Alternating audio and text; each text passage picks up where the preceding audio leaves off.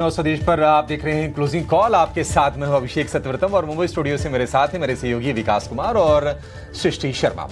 बाजार में आज हम फिर से देख रहे हैं कि बिकवाली का दबाव है और जो नतीजे आ रहे हैं, स्पेशली अगर हम निफ्टी की बात करें तो वो काफी वीकर साइड पर आ रहे हैं और उसके चलते हम देख रहे हैं कि बाजार में लगातार प्रेशर बना हुआ है। कल थोड़ी सी रिकवरी आई, लेकिन आज सेंटिमेंट और ज्यादा खराब हो रहे हैं। आज हफ्ते का आखिरी कारोबारी दिन है और उसके बाद 3 दिनों का एक्सटेंडेड वीकेंड एक तरह से है और इसके चलते ट्रेडर्स अपनी पोजीशन लेकर नहीं जाना चाहते और बाजार में उसका साफ असर हम यहां पर देख रहे हैं। 25,050 के आसपास निफ्टी आपको कारोबार करता हुआ नजर आएगा। लगभग 225 अंकों के आसपास की गिरावट है और निफ्टी बैंक की बात करें तो निफ्टी बैंक फिर से गिर के 58,500 के लेवल के आसपास आपको कारोबार करता हुआ दिखाई देगा और आज एडवांस डिक्लाइन का रेशियो है बेहद खराब। अगर एक शेयर चल रहा है तो 3 शेयरों में आज के सत्र में हम देख रहे हैं गिरावट। इस बीच निफ्टी की एक अच्छी कंपनी श्रीराम फाइनेंस के नतीजे आ गए हैं और नतीजे आपकी स्क्रीन पर लेकर आएंगे। आप देखिए जो प्रॉफिट है ये 3,570 करोड़ रुपए से घट के आ गया है 2,522 करोड़ रुपए पर। ईयर ऑन ईयर बेसिस पर ये आंकड़े आपके सामने नजर आएंगे। हालांकि एनआईआई यानी कि ब्याज की जो कंपनी को आय होती है उसमें बढ़ोतरी दिख रहे हैं और ये 5,590 करोड़ रुपए से बढ़कर पहुंच गई है 6,574 करोड़ रुपए पर। एसेट क्वालिटी में हम थोड़ी सी बेहतरी देख रहे हैं। ग्रॉस एनपीए 4.57% से घट के 4.54% पर है और नेट एनपीए की बात करें तो 2.49% से घटकर 2.38%। तो मार्जिनल डिप इसमें आए हैं, थोड़ी सी बेहतरी है। और श्रीराम फाइनेंस हम देख रहे हैं कि ये जो नतीजे थोड़े से मिक्स्ड नजर आ रहे हैं और उसके चलते आप देखेंगे कि शेयर 1,000 रुपए के आसपास ही आपको कारोबार करता हुआ दिखाई देगा। थोड़े से हरे निशान लाल निशान में आपको झूलता हुआ नजर आएगा। तो ये श्रीराम फाइनेंस के नतीजे आपके स्क्रीन पर। श्रीराम फाइनेंस के नतीजों से शुरुआत कर लेते हैं, बाकी बाजार की बातें हम आगे करेंगे और आपको बताएंगे कि बाजार में आज की गिरावट की वजह क्या है। लेकिन हमारे एक्सपर्ट्स हमारे साथ जुड़ गए हैं। प्रदीप हल्दर हमारे साथ हैं पीएचडी कैपिटल से, तेजस शाह हैं जेएम फाइनेंशियल से और लक्ष्मी श्री इन्वेस्टमेंट के अंशुल जैन भी हमारे साथ जुड़ गए हैं। अंशुल जी, प्रदीप जी, तेजस जी, आप तीनों का बहुत शुक्रिया। स्वागत है 18 स्वदेश पर। शुरुआत तेजस भाई आपसे करेंगे। अच्छा ठीक है, तेजस जी को जोड़ते हैं, लेकिन अंशुल जी गुड आफ्टरनून, बहुत शुक्रिया आपका समय देने के लिए। बताइए श्रीराम फाइनेंस को लेकर आपका व्यू क्या करना चाहिए। नमस्कार अभिषेक जी, उम्मीद करता हूं आपकी तबीयत ठीक होगी अब। सर श्रीराम फाइनेंस में जी बताइए सर। श्रीराम जी श्रीराम फाइनेंस में 10 और 20 डे मूविंग एवरेज पे काफी अच्छा बॉक्स बना हुआ है। रिजल्ट के बाद कोई नेगेटिव रिएक्शन नहीं आया है तो मोस्ट लाइकली पॉजिटिव रिएक्शन ही बनेगा। 1022 निकलता है तो एक बड़ा ब्रेकआउट बनेगा 1050 तक के टारगेट के लिए। तो स्ट्रक्चर पॉजिटिव है बट 1022 के ऊपर ब्रेकआउट की जरूरत है, तब फ्रेश ट्रेड बनेगा। 1050 का टारगेट रहेगा। 1050 का टारगेट बहुत ही शानदार, हमने प्रीवियसली इसकी तरफ से आंकड़े आते हुए देखे हैं और श्रीराम फाइनेंस 1,000 रुपए के ऊपर निकलकर ये शेयर काफी स्ट्रेंथ दिखा रहा था। थोड़ी बहुत प्रॉफिट टेकिंग आई है लेकिन फिर भी अभी भी मजबूत है। 1050 के टारगेट के लिए आप श्रीराम फाइनेंस में पोजीशन बना सकते हैं। लेकिन बाजार की बात करते हैं और बाजार पर भी एक व्यू ले लेते हैं, क्योंकि कल थोड़ी सी रिकवरी आई और आज शुरुआत में थोड़ा सा ऐसे असमंजस वाली स्थिति थी, लेकिन सेकंड हाफ के बाद बाजार में गिरावट की जो रफ्तार है वो काफी ज्यादा तेज हो गई है और दिन के निचले स्तर पर हम बाजार को फिसलते हुए देख रहे हैं। 25,050 के आसपास के स्तर हैं। प्रदीप जी, आपका व्यू, क्योंकि देखिए जियोपॉलिटिकल फ्रंट पर अनिश्चितताएं हैं, एफआईज लगातार बेच रहे हैं और अब अगले 3 दिन में क्या होगा किसी को पता नहीं, तो वो थोड़ी अनबाइंडिंग होती है लॉन्ग की पोजीशन में। आपकी राय क्या है बाजार को लेकर और इंडेक्स में आप कैसे स्ट्रेटजाइज करने की सलाह देंगे। Good afternoon Abhishek ji and good afternoon to all the panelist. And एक स्टैंडर्ड डिस्क्लेमर रहेगा, जितने भी स्टॉक या इंडेक्स को लेकर मैं बात करने वाला हूँ, कोई भी स्टॉक या इंडेक्स में हमारा कुछ भी पोजीशन नहीं होता है। No conflict of interest from our side. ऐसा ही रहा, हम कुछ क्लाइंटों को भी देते हो सकते हैं, कुछ क्लाइंटों के पास हो, हमारे पास नहीं है। देखिए इंडेक्स अभी 25,060 के आसपास का प्राइस चल रहा है एंड मुझे लग रहा है कि जिस तरीके से लास्ट दिन भी हमने देखा कि 24,000 ऑलमोस्ट 950 के नीचे भी फिसल गया था। आज का क्लोजिंग अगर 25,000 के ऊपर अगर हो जाता है तब तो ठीक है, लेकिन मुझे लगता नहीं कि 25,000 भी आज सपोर्ट ले पाएगा, क्योंकि जिस तरीके से सेलिंग प्रेशर आ रहा है। आज सुबह भी हम जुड़े थे, हमारा व्यू यही था कि उछाल में बेचना है, सेल ऑन राइज व्यू है। मुझे लगता है कि अभी ना शॉर्ट करना चाहिए करेंट जोन से, ना ही हमें बाय करना चाहिए, क्योंकि लगातार नेक्स्ट 3 दिन मार्केट बंद है। तो जिस तरीके से सेलिंग प्रेशर आ रहा है, आज अगर 25,000 के ऊपर ही क्लोजिंग हो जाएगा तो कहीं ना कहीं ये मैं मानूंगा चलो ठीक है, नेक्स्ट व्यू बनाना चाहिए ट्यूसडे जब मार्केट होगा तब। उससे पहले अभी कोई भी पोजीशन नहीं बिल्ड यहाँ पे करना चाहिए। अगर बाई चांस नेक्स्ट आने वाला 2 से 3 दिनों में 3 दिन बाद जब भी मार्केट ओपन होगा 25,450 25,400 के आसपास मिलता है तो उछाल में एग्जिट करने का ही प्लान रहेगा। सेल ही करना है, बाई नहीं करना है जब तक क्लैरिटी नहीं आता है। और बजट से पहले मुझे लगता नहीं कि एक क्लैरिटी ज्यादा कुछ हो पाएगा। और बजट पे भी हमारा बहुत सारा उम्मीदें हैं, अगर वो ठीक से मैच नहीं होता है सो मार्केट यहाँ से भी नीचे आ सकता है। तो अभी कुछ ना नहीं करना है। और सम टाइम ऐसा होता है कि कुछ ना करना अपने आप में भी कुछ करना होता है। Some time doing nothing also market में पोजिशन होता है। सो मुझे लगता नहीं कि अभी कुछ करना चाहिए। और इंडेक्स लेवल पे वॉलेटिलिटी कंटिन्यू रहने वाला है। बिल्कुल सही बात है। बाजार ये वैसा है कि कुछ अभी ना करें, और कुछ ना करने के लिए आपको ज़्यादा प्रिसीजन की आवश्यकता पड़ेगी अभी जो बाजार की स्थिति है। क्योंकि आप देखिए कि रुपया लगातार गिरता जा रहा है, और रुपए की जो गिरावट है ये आशंका इस बात की ओर पैदा हो जाती है कि एफआईज की जो निकासी है थोड़ी सी और रफ्तार से शायद आगे जाके बढ़ सकती है। रिकॉर्ड निचले स्तर पर रुपया है डॉलर के मुकाबले। $1 का भाव 91 रुपये 83 पैसे के आसपास तक पहुंचता हुआ दिखाई दे रहा है। तो ये बाजार को लेकर व्यू कि sell on rise, exit on rise अगर आप फंसे हुए हैं और अभी बाय नहीं करना है, साफ साफ प्रदीप की तरफ से ये व्यू। लेकिन बाजार का आज एक्शन क्या है, बाजार में आज कौन से बड़े मूवर्स हैं? बिग बाजार्स के लिस्ट के साथ विकास तैयार है। विकास बताइए, आज कौन से स्टॉक्स बड़े मोमेंटम दिखा रहे हैं? बिल्कुल, ओवरऑल मार्केट का जो ट्रेंड है, शुरुआत जो है वो सुबह फ्लैट हुई थी, अब धीरे धीरे नेगेटिव की तरफ बढ़ गए, फिर वापस रिकवरी देखने को मिली। लेकिन आज के मार्केट में जो है वो बजर्स कौन से हैं वो देखना ज़रूरी है, क्योंकि रियल्टी शेयरों में अगर आप देखेंगे तो बहुत ज़्यादा दबाव वहाँ देखने को मिल रहा है। डीएलएफ के नतीजे आए थे, नतीजे अनुमान से कमज़ोर थे, उसका असर आपको सीधा सीधा शेयर पर दिखने को मिल रहा है। 3.5% के आसपास की गिरावट है। गोदरेज प्रॉपर्टीज़ गिरावट लगातार जारी है, पिछले 1-2 महीने में लगातार नेगेटिव रिटर्न कंपनी ने दिया है, वहां पे भी गिरावट है। तीनों आप रियल्टी शेयर देखिए, रेस्ट एस्टेट, इन तीनों शेयरों में आज दबाव देखने को मिल रहा है। 2 से जो है वो 4% की गिरावट जो है वो यहाँ देखने को मिल रही है। ज्यादा वॉल्यूम के साथ कहां ट्रेड हो रहा है उन शेयरों को आपकी स्क्रीन पर लेकर आते हैं। उज्जीवन स्मॉल फाइनेंस बैंक आपको स्क्रीन पर दिखेगा। यहाँ 2% की तेजी अभी है। कंपनी के नतीजे अच्छे आए थे, उसके अलावा ब्रोकरेजेस की जो रिपोर्ट है वो बुलिश थी और उसकी वजह से शेयर में तेजी देखने को मिल रही है एक अच्छे खासे वॉल्यूम के साथ। यस बैंक आपकी स्क्रीन पर 3% की गिरावट के साथ 21 रुपए के भाव इस वक्त चल रहे हैं। ऑफकोर्स क्योंकि रिटेल पार्टिसिपेशन ज्यादा है तो यहाँ पे वॉल्यूम ज्यादा दिख रहा है। इटर्नल, क्योंकि टॉप मैनेजमेंट में चेंजेस की बात हुई, दीपेंद्र गोयल जो है वो ग्रुप सीईओ के पोस्ट से हटकर अब वो अलविंदर ढींढसा को उन्होंने पोजीशन दी है, उनको जो है वो ग्रुप सीईओ बनाया गया है, तो वहाँ लगातार फोकस बरकरार है। उसके अलावा अगर आप आगे देखेंगे 52 वीक लो पे कौन से शेयर्स हैं उनकी अगर बात करें तो सीएमएस इन्फो सिस्टम आपको दिखेगा, गुजरात फ्लोरो दिखेगा और तेजस नेटवर्क, ये 3 शेयर आपको दिखेंगे जो 52 हफ्ते के यानी पूरे साल के निचले स्तर पर आज कारोबार कर रहे हैं। पेट्रोनेट एलएनजी पर फोकस आप जरूर रखिए, क्योंकि मैक्वारी ने यहाँ पे टारगेट बढ़ाया है, 260 से बढ़ाकर 310 का टारगेट अब इन्होंने दिया है, तो उसका असर आपको सीधा सीधा शेयर पे देखने को मिल रहा है। 1% की ही तेजी है लेकिन शेयर मजबूती के साथ कारोबार कर रहा है आज।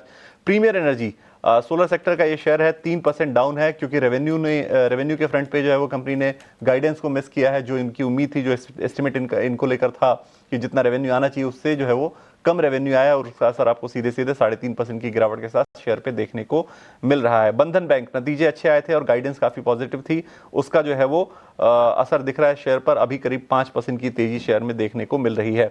जीएसपीएल 2 से 3% के आसपास जो है वो शेयर डाउन चल रहा है। अभी देखिए, अच्छा 1.5% की गिरावट अब रह गई है, थोड़ी रिकवरी देखने को मिली है क्योंकि कमजोर नतीजे आए थे और उसकी वजह से गिरावट शेयर में लगातार देखने को मिल रही थी और उसका असर आपको शेयर पे दिख रहा है। एक काम करते हैं, जीएसपीएल पर एक राय भी ले लेते हैं।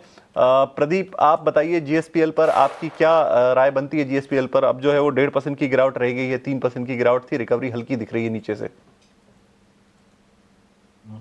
देखिए, जिस तरीके का चार्ट अभी है 298 के आसपास का प्राइस चल रहा है, मुझे लगता है कि एक बार वेट करना चाहिए, फ्रेश बाई नहीं करना चाहिए। यहाँ पे लगातार एक कंसोलिडेशन रेंज के अंदर फंसा हुआ है, नीचे सपोर्ट है ऑलमोस्ट 284 285 के आसपास। तो अगर किसी के पास भी ऑलरेडी एग्जिस्टिंग पोजीशन है, हमें लगता है कि 284 आपके लिए एक पोटेंशियल शॉर्ट टाइम के हिसाब से एक स्टॉप लॉस बन सकता है।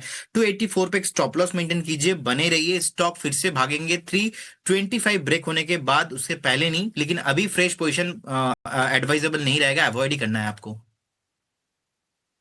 पर GSPL कहीं ना कहीं अभी फ़िलहाल आप अवॉइड करके चलें, यही फ़िलहाल राय आती हुई। पर देखिए मार्केट्स पे दबाव लगातार जारी है और रुपए में भी आप कमज़ोरी देख सकते हैं। टिकर पे फ्लैश भी हो रहा है, किस तरीके से रुपया कमज़ोर हो रहा है। 91.95 के भी लेवल्स दिखा दिया है। अब देखते हैं आगे यहाँ पर RBI का कोई एक्शन आता है या निचले स्तरों से कोई सपोर्ट रहता है या नहीं। पर हमारे एक्सपर्ट्स मौजूद है। तेजस, अब आपके पास आना चाहेंगे। गुड आफ्टरनून तेजस, सबसे पहले तो आप अपनी स्टॉक कॉल्स ही दे दीजिए, क्योंकि ऐसे बाजार में देखिए काफ़ी कुछ जो है वो गिरावट या फिर वीकनेस दिखा रहा है। बट आपकी नज़र कहाँ पर है और क्या स्ट्रैटेजी बनाएंगे आप? गुड आफ्टरनून आपको और सभी दर्शकों और पैनलिस्ट को मेरा नमस्कार। तो मार्केट एक क्रूशियल जंक्चर पर ट्रेड कर रहा है। 200 दिन की मूविंग एवरेज का सपोर्ट है 25 101 मेक और ब्रेक सपोर्ट जोन है। सो यहाँ पे एक बैलेंस अप्रोच लेके चलना चाहूँगा। सो मेरी आज की जो पहली पिक है वो बाय है सेजिलिटी इंडिया लिमिटेड। स्टॉक एक अप ट्रेंड में चल रहा है और लास्ट वीक में स्टॉक में एक ब्रेकआउट भी आया था। हाई टॉप हायर बॉटम के फॉर्मेशन है। आज ऊपरी स्तरों से हल्का सा दबाव है स्टॉक में, तो मुझे लग रहा है ये रिस्क रिवॉर्ड के लिहाज से काफी अट्रैक्टिव है stock at the current juncture with a positional stop loss below 49। इसका पहला लक्ष्य रहेगा 55 का और दूसरा लक्ष्य रहेगा 58 का। और दूसरा जो स्टॉक मैंने चुना है वो सेल साइड पे है, वो बैंकिंग क्षेत्र से RBL बैंक लिमिटेड। ये स्टॉक ने भी एक अच्छे खासे कंसोलिडेशन के बाद आज एक फ्रेश ब्रेकडाउन दिया है स्टॉक ने। तो इसमें एक पुल बैक रैली में सेल करने की राय है। 290 92 will be ideal level to go short with a stop loss below 300। इसका पहला लक्ष्य रहेगा 280 का और दूसरा लक्ष्य रहेगा 275 का। यहाँ पर RBL बैंक आप शॉर्ट कर सकते हैं इन स्तरों से। आज फिर से 2.5% की हम यहाँ गिरावट देख रहे हैं। साथ ही साथ एक लॉन्ग कॉल भी आती हुई तेजस की तरफ से, जो कि है फार्मा स्पेस से जुड़ा सेजिलिटी। कहीं ना कहीं अर्निंग्स भी फिलहाल सेजिलिटी को सपोर्ट कर रही हैं। आज 1% की वीकनेस है, बट ये अच्छा मौका है यहाँ पर खरीदारी करने का। पर अंशुल, अब आपसे समझना चाहेंगे कहाँ पर है आपकी स्टॉक कॉल्स? मार्केट में वीकनेस है। हम सुबह एक्सपेक्ट नहीं कर रहे थे कि प्रीवियस डे लो टूटेगा, लेकिन उसको तोड़ के निफ्टी क्लोज कर रही है, तो प्रोबेबली एक और डाउनसाइड स्लिप मिल सकती है। तो सेल साइड में फोकस होना चाहिए। CDSL में 91 डेज का हेड एंड शोल्डर का ब्रेकडाउन है। 1340 रुपए के आसपास स्टॉक को बेचना चाहिए। 1375 का स्टॉप लॉस रहेगा और नीचे 1300 रुपए तक का टारगेट देखने के लिए मिल सकता है। तो CDSL में सेल करना है 1340 पे, 1375 का स्टॉप लॉस और 1300 रुपए का टारगेट रहेगा। CDSL आप यहाँ पे बेच सकते हैं। देखिए अब ऐसे कुछ काउंटर्स जो कि हाल फिलहाल बहुत बेहतरीन मूव्स दिखा रहे थे, खासतौर से MCX CDSL भी देखिए वो भी इस गिरावट का शिकार हो रहे हैं। और CDSL पे एक सेल कॉल फिलहाल आती हुई अंशुल की तरफ से। पर प्रदीप, आपका क्या व्यू है? क्या आप भी यहाँ पे कोई सेल कॉल्स रिकमेंड करेंगे? ये जिस तरीके का इंडिगो का चार्ट है, मुझे लगता है कि इंडिगो शॉर्ट करके जाना चाहिए। अभी 4698 4699 के आसपास का प्राइस चल रहा है। मुझे लगता है कि करेंट जोन से आप इंडिगो को शॉर्ट करके जाइए। यहाँ पे टारगेट रहेगा ऑलमोस्ट 4650 एंड सेकंड टारगेट रहेगा ऑलमोस्ट 4550 का टारगेट। एक स्ट्रिक्टली स्टॉप लॉस आपको 4780 के आसपास मेंटेन करके जाना है और इंडिगो करेंट जोन से आप सेल करके जाइए। ठीक है, इंडिगो को यहां से भी सेल करने की सलाह है। 4689 का आज इसने लो बनाया है और जो प्रीवियस फॉल में हमने देखा था कि 4645 तक ये शेयर गिरा था और वहां से रिकवरी में 5200 रुपए की तरफ बढ़ता हुआ दिखाई दिया था। लेकिन ये पता था सबको कि नतीजे एक बार आएंगे तो ये झटका लगेगा और इस झटके का आप फायदा उठाइए। शॉर्ट करके शेयर को 4650 और 4550 के दो टारगेट आपके लिए बनेंगे और 4780 रुपए का आपको स्टॉप लॉस लगा के चलना है इंटरग्लोब एविएशन के शेयर में। आज हम बड़ा फॉल देख रहे हैं। जो भी न्यू एज टेक्नोलॉजी वाले स्टॉक्स हैं, मैं सारे के सारे शेयर ही चेक कर रहा था। इक्का दुक्का आप शेयरों को छोड़ दीजिए, otherwise Ola, Paytm, Eternal, Swiggy, CarTrade, Nykaa, Honasa consumer, आज तो गिरावट है ही। और ये पूरे हफ्ते भारी भरकम गिरावट हमने इन शेयरों में देखी है। इटर्नल के बारे में तो हम थोड़ी देर पहले बातचीत कर भी रहे थे कि एक तो मैनेजमेंट चेंज वाली खबर है, बाकी कंपनी के भविष्य को लेकर कंपटीशन भी काफी ज्यादा है इस स्पेस में और इसके चलते शेयर ही गिरता हुआ दिखाई देगा। पेटीएम पर आपसे अंशु जी व्यू लेना चाहेंगे, क्योंकि पेटीएम में भी लगातार हम फॉल देख रहे हैं और अगर 5 दिन में अगर 12% अगर शेयर कोई टूट जाए तो ये बड़ा फॉल है पेटीएम में जैसे शेयर के लिहाज से। राय आपकी क्या होगी? पेटीएम आपको यहां से और वीक नजर आ रहा है? देखिए, पेटीएम में आई एम नॉट श्योर ये कंफर्म न्यूज है या नहीं, लेकिन पेटीएम में न्यूज आई है कि गवर्नमेंट ने कोई आरबीआई ने पॉलिसी बंद की है जिनका इनके पास 20% ऑपरेटिंग रेवेन्यू वहीं से आती थी। कोई इंफ्रास्ट्रक्चर डेवलपमेंट वाली जो ऑनलाइन डिजिटल इंफ्रास्ट्रक्चर डेवलपमेंट वाली स्कीम बंद हुई है, जहां से 20% ऑपरेटिंग रेवेन्यू आता था, जिसकी वजह से स्टॉक में बहुत तेज गिरावट आई है और 1097 ये मेजर सपोर्ट है। यहां तक ये डाउनसाइड कंटिन्यू रहेगी। तो और बेसिकली एक बॉक्स था जिसका ब्रेकआउट भी आते आते रह गया है, तो उसकी भी लिक्विडेशन 1250 के नीचे आ रही है। 1097 मेजर सपोर्ट है, वहां तक तो कम से कम ये फिसलते हुए दिख रहा है। ठीक है, तो यहां से और अभी नीचे जाने की आशंका है पेटीएम के शेयर में। एक और शेयर जहां पर हम क्लियर ब्रेकडाउन देख रहे हैं और वो है हडको का। 2000 रुपए के नीचे ये शेयर आज स्लिप कर गया है और वायदा के सबसे ज्यादा गिरने वाले शेयरों में आपको नजर आएगा। और पिछले 1 घंटे में जो गिरावट है वो काफी ज्यादा सीवियर है। अब 5.5% टूट के ये शेयर आपको कारोबार करता हुआ नजर आएगा। तेजस जी, पहले भी हमने चर्चा की है हडको पर काफी ज्यादा और मुझे याद है कि आपका भी व्यू था जब शेयर ये चल रहा था 240-45 तक के टारगेट इसमें निकल के आ रहे थे, लेकिन वही है कि रेंज भी डिफाइंड थी और अब इसमें गिरावट हम थोड़ी बढ़ते हुए देख रहे हैं। क्या आपको लगता है कि अभी और टूटेगा ऐसे शेयर? कोई मौके हैं शॉर्ट के इसमें? देखिए, आज एक फ्रेश ब्रेकडाउन आया है स्टॉक में बिलो 202 लेवल, बट ये लेवल आइडल लेवल नहीं है शॉर्ट करने का। अगर हल्की सी पुल बैक रैली आती है तो डेफिनेटली शॉर्ट करना चाहिए विद स्टॉप लॉस बिलो 208। 200 रुपया will be ideal level to go short. मुझे लग रहा है आने वाले दिनों में ये स्टॉक 184 185 तक के भी लेवल छू सकता है। तो sell on rise should be the strategy in हुडको। राइज की स्ट्रेटजी होनी चाहिए हुडको के शेयर में। स्ट्रक्चर तो वीक था लेकिन आज गिरावट थोड़ी और इसमें एक्सटेंड होती नजर आ रही है। तो अगर थोड़ा बहुत चलता है शेयर, मान लीजिए 200 रुपए के आसपास अगर थोड़ा पुल बैक में चला जाए, वहां पर फिर से इसको आप शॉर्ट करके पैसे इसमें बना सकते हैं। एक काम करते हैं, हमारे एक्सपर्ट्स हमारे साथ बने हुए हैं। स्टॉक्स की संख्या काफी ज्यादा है जहां पर आज के सत्र में फिर से एक्शन है। गिरावट वाले शेयर आपको ज्यादा दिखेंगे, उनकी बातचीत करेंगे एक छोटे से ब्रेक के बाद।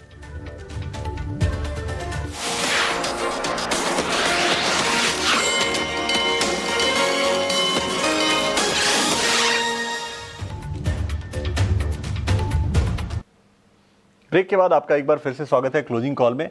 हमारे साथ एक और मेहमान जुड़ गए हैं। मेहमानों का हमारा जो पैनल है उसको और बड़ा करते हैं। विवेक कारवा हमारे साथ जुड़ गए हैं। विवेक, गुड आफ्टरनून, बहुत स्वागत है आपका ईटी नाउ स्वदेश पर। क्या व्यू आपका मार्केट पर है और क्या पिक लेकर आए हैं आप? पिक ऐसा है कि देखिए, कोई अच्छा डेस्टिनेशन ढूंढो, 3 दिन की छुट्टियां आ रही है, उस डेस्टिनेशन को पिक करके घूमने चले जाओ। और तो क्या पिक होने वाले इस बाजार में।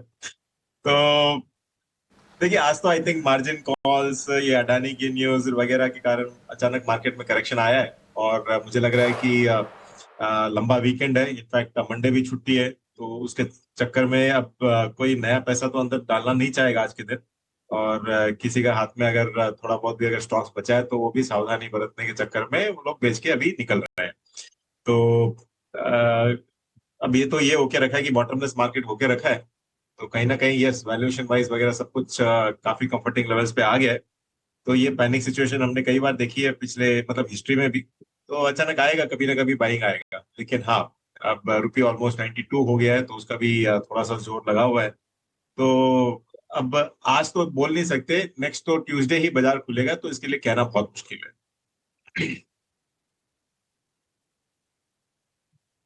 बाजार पर नजरिया और 3 दिन का जो वीकेंड है उसमें बेस्ट जो है वो ये कि डेस्टिनेशन आप खोजिए। ये है विवेक की राय, डेस्टिनेशन आप खोजिए और छुट्टियों को एंजॉय कीजिए। चलिए एक काम करते हैं, एक शेयर जो है उस पर राय ले लेते हैं। आज 52 वीक लो पर है। एफकॉन्स की बात मैं कर रहा हूँ। ये शाहपुर पालन जी ग्रुप की कंपनी है, इंफ्रास्ट्रक्चर के से रिलेटेड कंपनी है। 52 वीक लो के आसपास ये कंपनी कारोबार कर रही है। 333.70 का भाव है। आज जो है वो 52 वीक लो बनाया 333 का ही। पिछले अगर 3 महीने की बात करें तो 25% के आसपास की गिरावट इस शेयर में देखने को मिल गई है। तेजस से एक राय लेते हैं। तेजस, क्या नजरिया है आपका इस शेयर पर? क्या करना चाहिए अगर किसी के पास ये होल्डिंग में है तो? देखिए स्टॉक लगातार अंडर परफॉर्मर रहा है रिसेंटली, और लोअर टॉप लोअर बॉटम की फॉर्मेशन है, और शॉर्ट टर्म मूविंग और इसके नीचे ही ट्रेड कर रहा है। स्टॉक थोड़ा सा ओवरसोल्ड टेरिटरी में चला गया है on a daily and weekly chart, तो हल्की सी पुल बैक रैली आ सकती है, बट ओवरऑल स्ट्रक्चर वीक है। तो post the pull back rally मुझे लग रहा है ये स्टॉक 325 से लेके 320 तक के भी लेवल दिखा सकता है। लेवल्स भी नीचे की तरफ दिख सकते हैं, ये नजरिया है। चलिए, एक नतीजे इस वक्त आपकी स्क्रीन पर आ रहे हैं, करूर वैश्य बैंक के नतीजे आपकी स्क्रीन पर आते हुए दिख रहे हैं। एक बार वो नतीजे आपकी स्क्रीन पर लेकर आते हैं, शेयर में क्या एक्शन है वो भी दिखाएंगे आपको। इस वक्त 3.5% की तेजी शेयर में दिख रही है। नतीजे क्या हैं वो आपकी स्क्रीन पर पहले लेकर आते हैं, क्या रिजल्ट्स आए हैं कंपनी के। मुनाफे का फिगर आपकी स्क्रीन पर पहले लेकर आते हैं, मुनाफे का फिगर क्या आया है उसके बाद डिस्कस करेंगे कि शेयर में आपको करना क्या है। करूर वैश्य बैंक के नतीजे क्या हैं। चलिए, मुनाफा 496 करोड़ से बढ़कर 690 करोड़ हुआ है, ये फिगर दिख रही है। और उसके अलावा एनआईआई यानी नेट इंटरेस्ट इनकम जो है इनकी 1082 करोड़ से बढ़ के 1239 करोड़ की आई है। तो नतीजे तो अच्छे दिख रहे हैं और शेयर में रिएक्शन भी दिख रहा है 4% के आसपास का। अंशुल जी, क्या नजरिया बनता है आपका? करूर वैश्य बैंक नतीजे दिख रहे हैं इस वक्त, 496 करोड़ से मुनाफा बढ़ के 690 करोड़ हो गया है, शेयर 4% भाग गया। देखिए, गिरजे मार्केट में क्लियर रिलेटिव स्ट्रेंथ दिखा रहा है और 53 हफ्ते का बेस ऑन बेस ब्रेकआउट 250 रुपए पे आया था और कंटिन्यूसली रिलेटिव स्ट्रेंथ बनी हुई है। तो जो ब्रेकआउट था 250 पे, अब उसका ट्रेलिंग स्टॉप लॉस बढ़ा के कॉस्ट 250 पे ही होना चाहिए और उस ब्रेकआउट का टारगेट 299 रुपए है। तो अगर यहाँ से फ्रेश बाई भी कर रहे हैं तो 250 का स्टॉप लॉस लगाइए और 299 का बेयर मिनिमम टारगेट होना चाहिए। 299 साइकोलॉजिकल रेजिस्टेंस है, तो हो सकता है वहां पे एक बार अटकेगा, बट उसके बाद भी बुल रन कंटिन्यू रहेगा। आपने 1 रुपया क्यों छोड़ा? ये 300 कर देते सीधे, या 299 पे कुछ खास आपको दिखा है? Sir, round figure generally resistance बहुत बड़ा होता है। टेक्निकल एनालिसिस की कोई भी किताब पढ़ेंगे हमेशा ये दिया जाता है कि राउंड फिगर से थोड़ा सा नीचे ही रहना चाहिए। हाँ, ये मैं वजह बस दर्शकों के लिए समझना चाह रहा था कि आखिर 299 ही क्यों, 300 रुपए क्यों नहीं। ठीक है, करूर वैश्य बैंक को लेकर ये व्यू 2.5% ऊपर आपको ये शेयर नजर आएगा। लेकिन बाजार के लिए आज जो एक मतलब मुसीबतें थी ऑलरेडी काफी ज्यादा। रुपया भी हम देख रहे थे कि ये गिर ही रहा था। आज नए रिकॉर्ड निचले स्तर पर रुपया फिसल गया और $1 का जो भाव है लगभग 92 रुपए के आसपास पहुंच गया, 91.91। ये आपके सामने 28 पैसे की कमजोरी फिलहाल आप रुपए के प्राइस में देखेंगे डॉलर के अगेंस्ट। तो ये गिरावट क्या और बढ़ेगी और क्या आरबीआई इंटरवीन करने की स्थिति में है? क्या कुछ सिनेरियो बनते यहां से दिखाई दे रहे हैं, जरा इसको समझ लेते हैं। हमारे साथ जुड़ गए हैं ग्रीनबैक फॉरेक्स के सुब्रमण्यम शर्मा।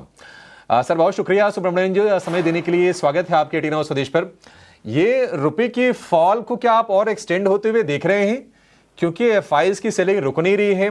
बाकी हम देखें कि यूएस ट्रेड डील कब होगी, इसको लेकर अनिश्चितताएं जस की तस हैं। आपका व्यू क्या है सर? कितना और गिरेगा रुपया?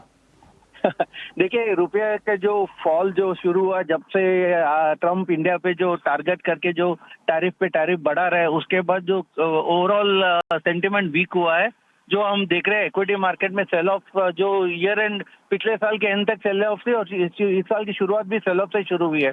तो जो एफआई के जो सेल ऑफ है उसके कारण काफी एफआई आउटफ्लोज भी हो रही है जो रुपया को वीक कर रहा है। इसके साथ जो सिचुएशन है कि इंपोर्टर्स भी थोड़े पैनिक मोड में जो बाई कर रहे हैं और एक्सपोर्टर्स भी थोड़े होल्ड बैक कर रहे हैं, जो जिसके कारण इनफ्लोस कम हुई है। ब्रॉडर फंडामेंटल इंडिया के स्ट्रांग है, लेकिन अभी जो रुपया के मोमेंट है प्योरली टेक्निकल फ्लो ड्रिवन है, जो डिमांड सप्लाई मिसमैच के कारण हो रहा है और आउटफ्लो काफी हो रही है। तो आरबीआई जो सेलेक्टिव इंटरवीन कर रही है, लेकिन वो जो जब कर रहे हैं, जब जो वोलेटिलिटी ज्यादा रहते तो साइड में रहते हैं और जब मार्केट थोड़ा स्टेबल है तभी इंटरवीन करते हैं। आज जो इतने बड़े मूव है, शायद आरबीआई इंटरवीन नहीं करेंगे, शायद रुपया 92 को भी पार कर सकता है। ओवरऑल सेंटीमेंट जो है नेगेटिव है और जिसके कारण रुपया में जो वीकनेस दिखाई दे रही है। तो जब द मोमेंट ये जो एफआई की सेलिंग रुक जाए तो आरबीआई भी इंटरवीन करे तो एक करेक्शन देख पाएंगे। लेकिन आज जो जियोपॉलिटिकल सिचुएशन, जो टेंशन है, ट्रम्प जो ग्लोबली ओवरऑल जो एक सिचुएशन क्रिएट किया, उसके कारण जो एफआईएस भी थोड़े जो अपने पोजीशन कैश पोजीशन बना रहे और इक्विटी मार्केट से अनवाइंड कर रहे हैं।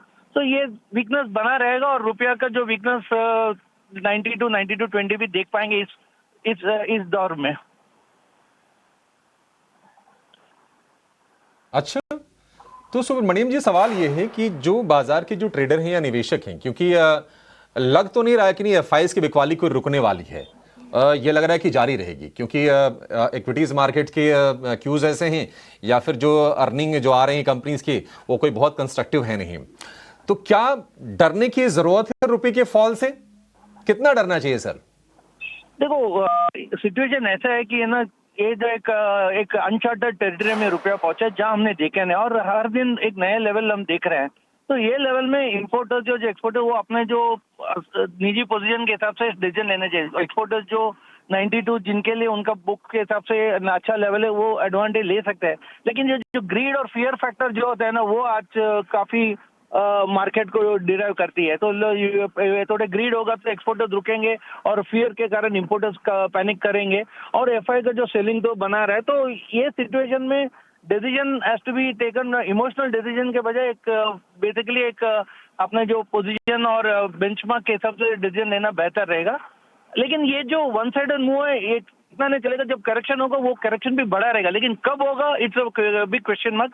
लेकिन सिचुएशन ऐसा है कि रुपी ज्यादा ही वीक हो चुका है, यहाँ से जो वीकनेस रहेगा मे बी बैलेंस रहेगा और करेक्शन की चांसेस बहुत ज्यादा है।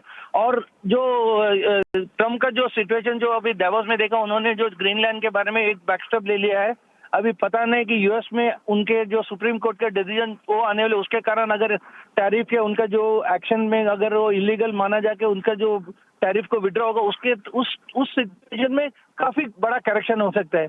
It's only a matter of time, but as of now it's a wait and watch situation. Decision लेना इंपॉर्टेंट है और रिपोर्टर्स जो है पैनिक ना करे, एटलीस्ट नियर टर्म इंपोर्ट अपने प्रोटेक्ट करते रहना बेटर रहेगा। तो थोड़ा सा पैनिक ना करें, ये राय आती हुई मिस्टर शर्मा। आफ्टरनून सृष्टि बात कर रही हूँ, बट मिस्टर शर्मा, आरबीआई किस तरीके से पार्टिसिपेट कर सकता है? क्योंकि पहले हमने देखा है कि थोड़ा थोड़ा ही सही आके आरबीआई अपना सपोर्ट ज़रूर दिखाता है, थोड़ी रिकवरी आती है। क्या इस बार भी जिस तरीके से हम फ्री फॉल देख रहे हैं, क्या आपको लगता है कि अब वक्त जल्दी है कि आरबीआई आके यहाँ पर इंटरवीन करे? डेफिनेटली लग रहा है आरबीआई तो इंटरवीन करेगी, लेकिन ये जो इतने बड़े मूव के बीच में शायद नहीं करेंगे। मे बी आज वीकेंड है, फ्राइडे टुवर्ड्स मार्केट क्लोजिंग के आजू बाजू आसपास आके शायद एक इंटरवीन करके एक मैसेज भेज देंगे कि that they won't let excess volatility और sharp fall of the rupee allow नहीं करेंगे। बट डेफिनेटली आरबीआई साइडलाइन पे वॉच करेंगे और जब इंटरवीन करते हैं तो बड़ा इंटरवेंशन, पिछले बार भी हमने देखे जब बड़ा मूव था वो करेक्शन भी लगभग 80 पैसे 90 पैसे के करेक्शन हुआ था। तो इस टाइम भी हम उम्मीद रख सकते हैं कि आरबीआई जब इंटरवीन करेंगे वो बड़ा इंटरवेंशन होगा। शायद आज के एंड ऑफ द डे में हो सकता है या Monday morning before the market open, around that time market में रह के वो मार्केट को कूल ऑफ करेंगे। बट डेफिनेटली आरबीआई वॉच कर रहे हैं, डेफिनेटली इंटरवीन करेंगे। और अगर आरबीआई इंटरवीन नहीं करेंगे मार्केट और ज्यादा पैनिक मोड में आ जाएगी। So I can expect the intervention towards the closing, maybe 3 बजे के बाद जब मार्केट 3:30 बजे बंद है उसके आजू बाजू पॉसिबल एक इंटरवेंशन हो सकती है। चलिए, उम्मीद है कि आरबीआई इंटरवेन ज़रूर करे, क्योंकि ये कोहराम ना ही सिर्फ रुपए में है बल्कि मार्केट्स पे भी इसका असर देखने को मिल रहा है। मिस्टर शर्मा, बहुत बहुत शुक्रिया, आज आपने समय निकाला और अपना व्यू पॉइंट हमारे दर्शकों के सामने रखा। पर चलिए, कमज़ोरी तो बरकरार है, मार्केट्स में भी हल्की रिकवरी का अटेम्प्ट है, कुछ ज़्यादा रिकवरी हो नहीं पा रही है। इस बीच नतीजे ढेर सारे हैं। इंडिया सीमेंट्स के नंबर्स यहाँ पर आते हुए दिखे, बेहद कमज़ोर नतीजे। यहाँ पर 117 करोड़ मुनाफे के मुकाबले 2.7 करोड़ का कंसो घाटा आते हुए दिखा है इंडिया सीमेंट्स का। हालांकि कंसो आय जो है वो बढ़ती हुई दिखी है। एक बार ये ज़रूर देखना चाहेंगे कि क्या यहाँ पे कोई वन ऑफ है जिसकी वजह से जो है इस तरीके का मूव आया है, क्योंकि जी हाँ, स्टॉक एकाएक ऊपरी स्तरों से करेक्ट ज़रूर हुआ है, 6% की यहाँ पर गिरावट। पर चलिए, अब फिलहाल इसी के साथ वक्त हो चला एक छोटे से ब्रेक का, कहीं मत जाएगा, हम जल्द लौटेंगे।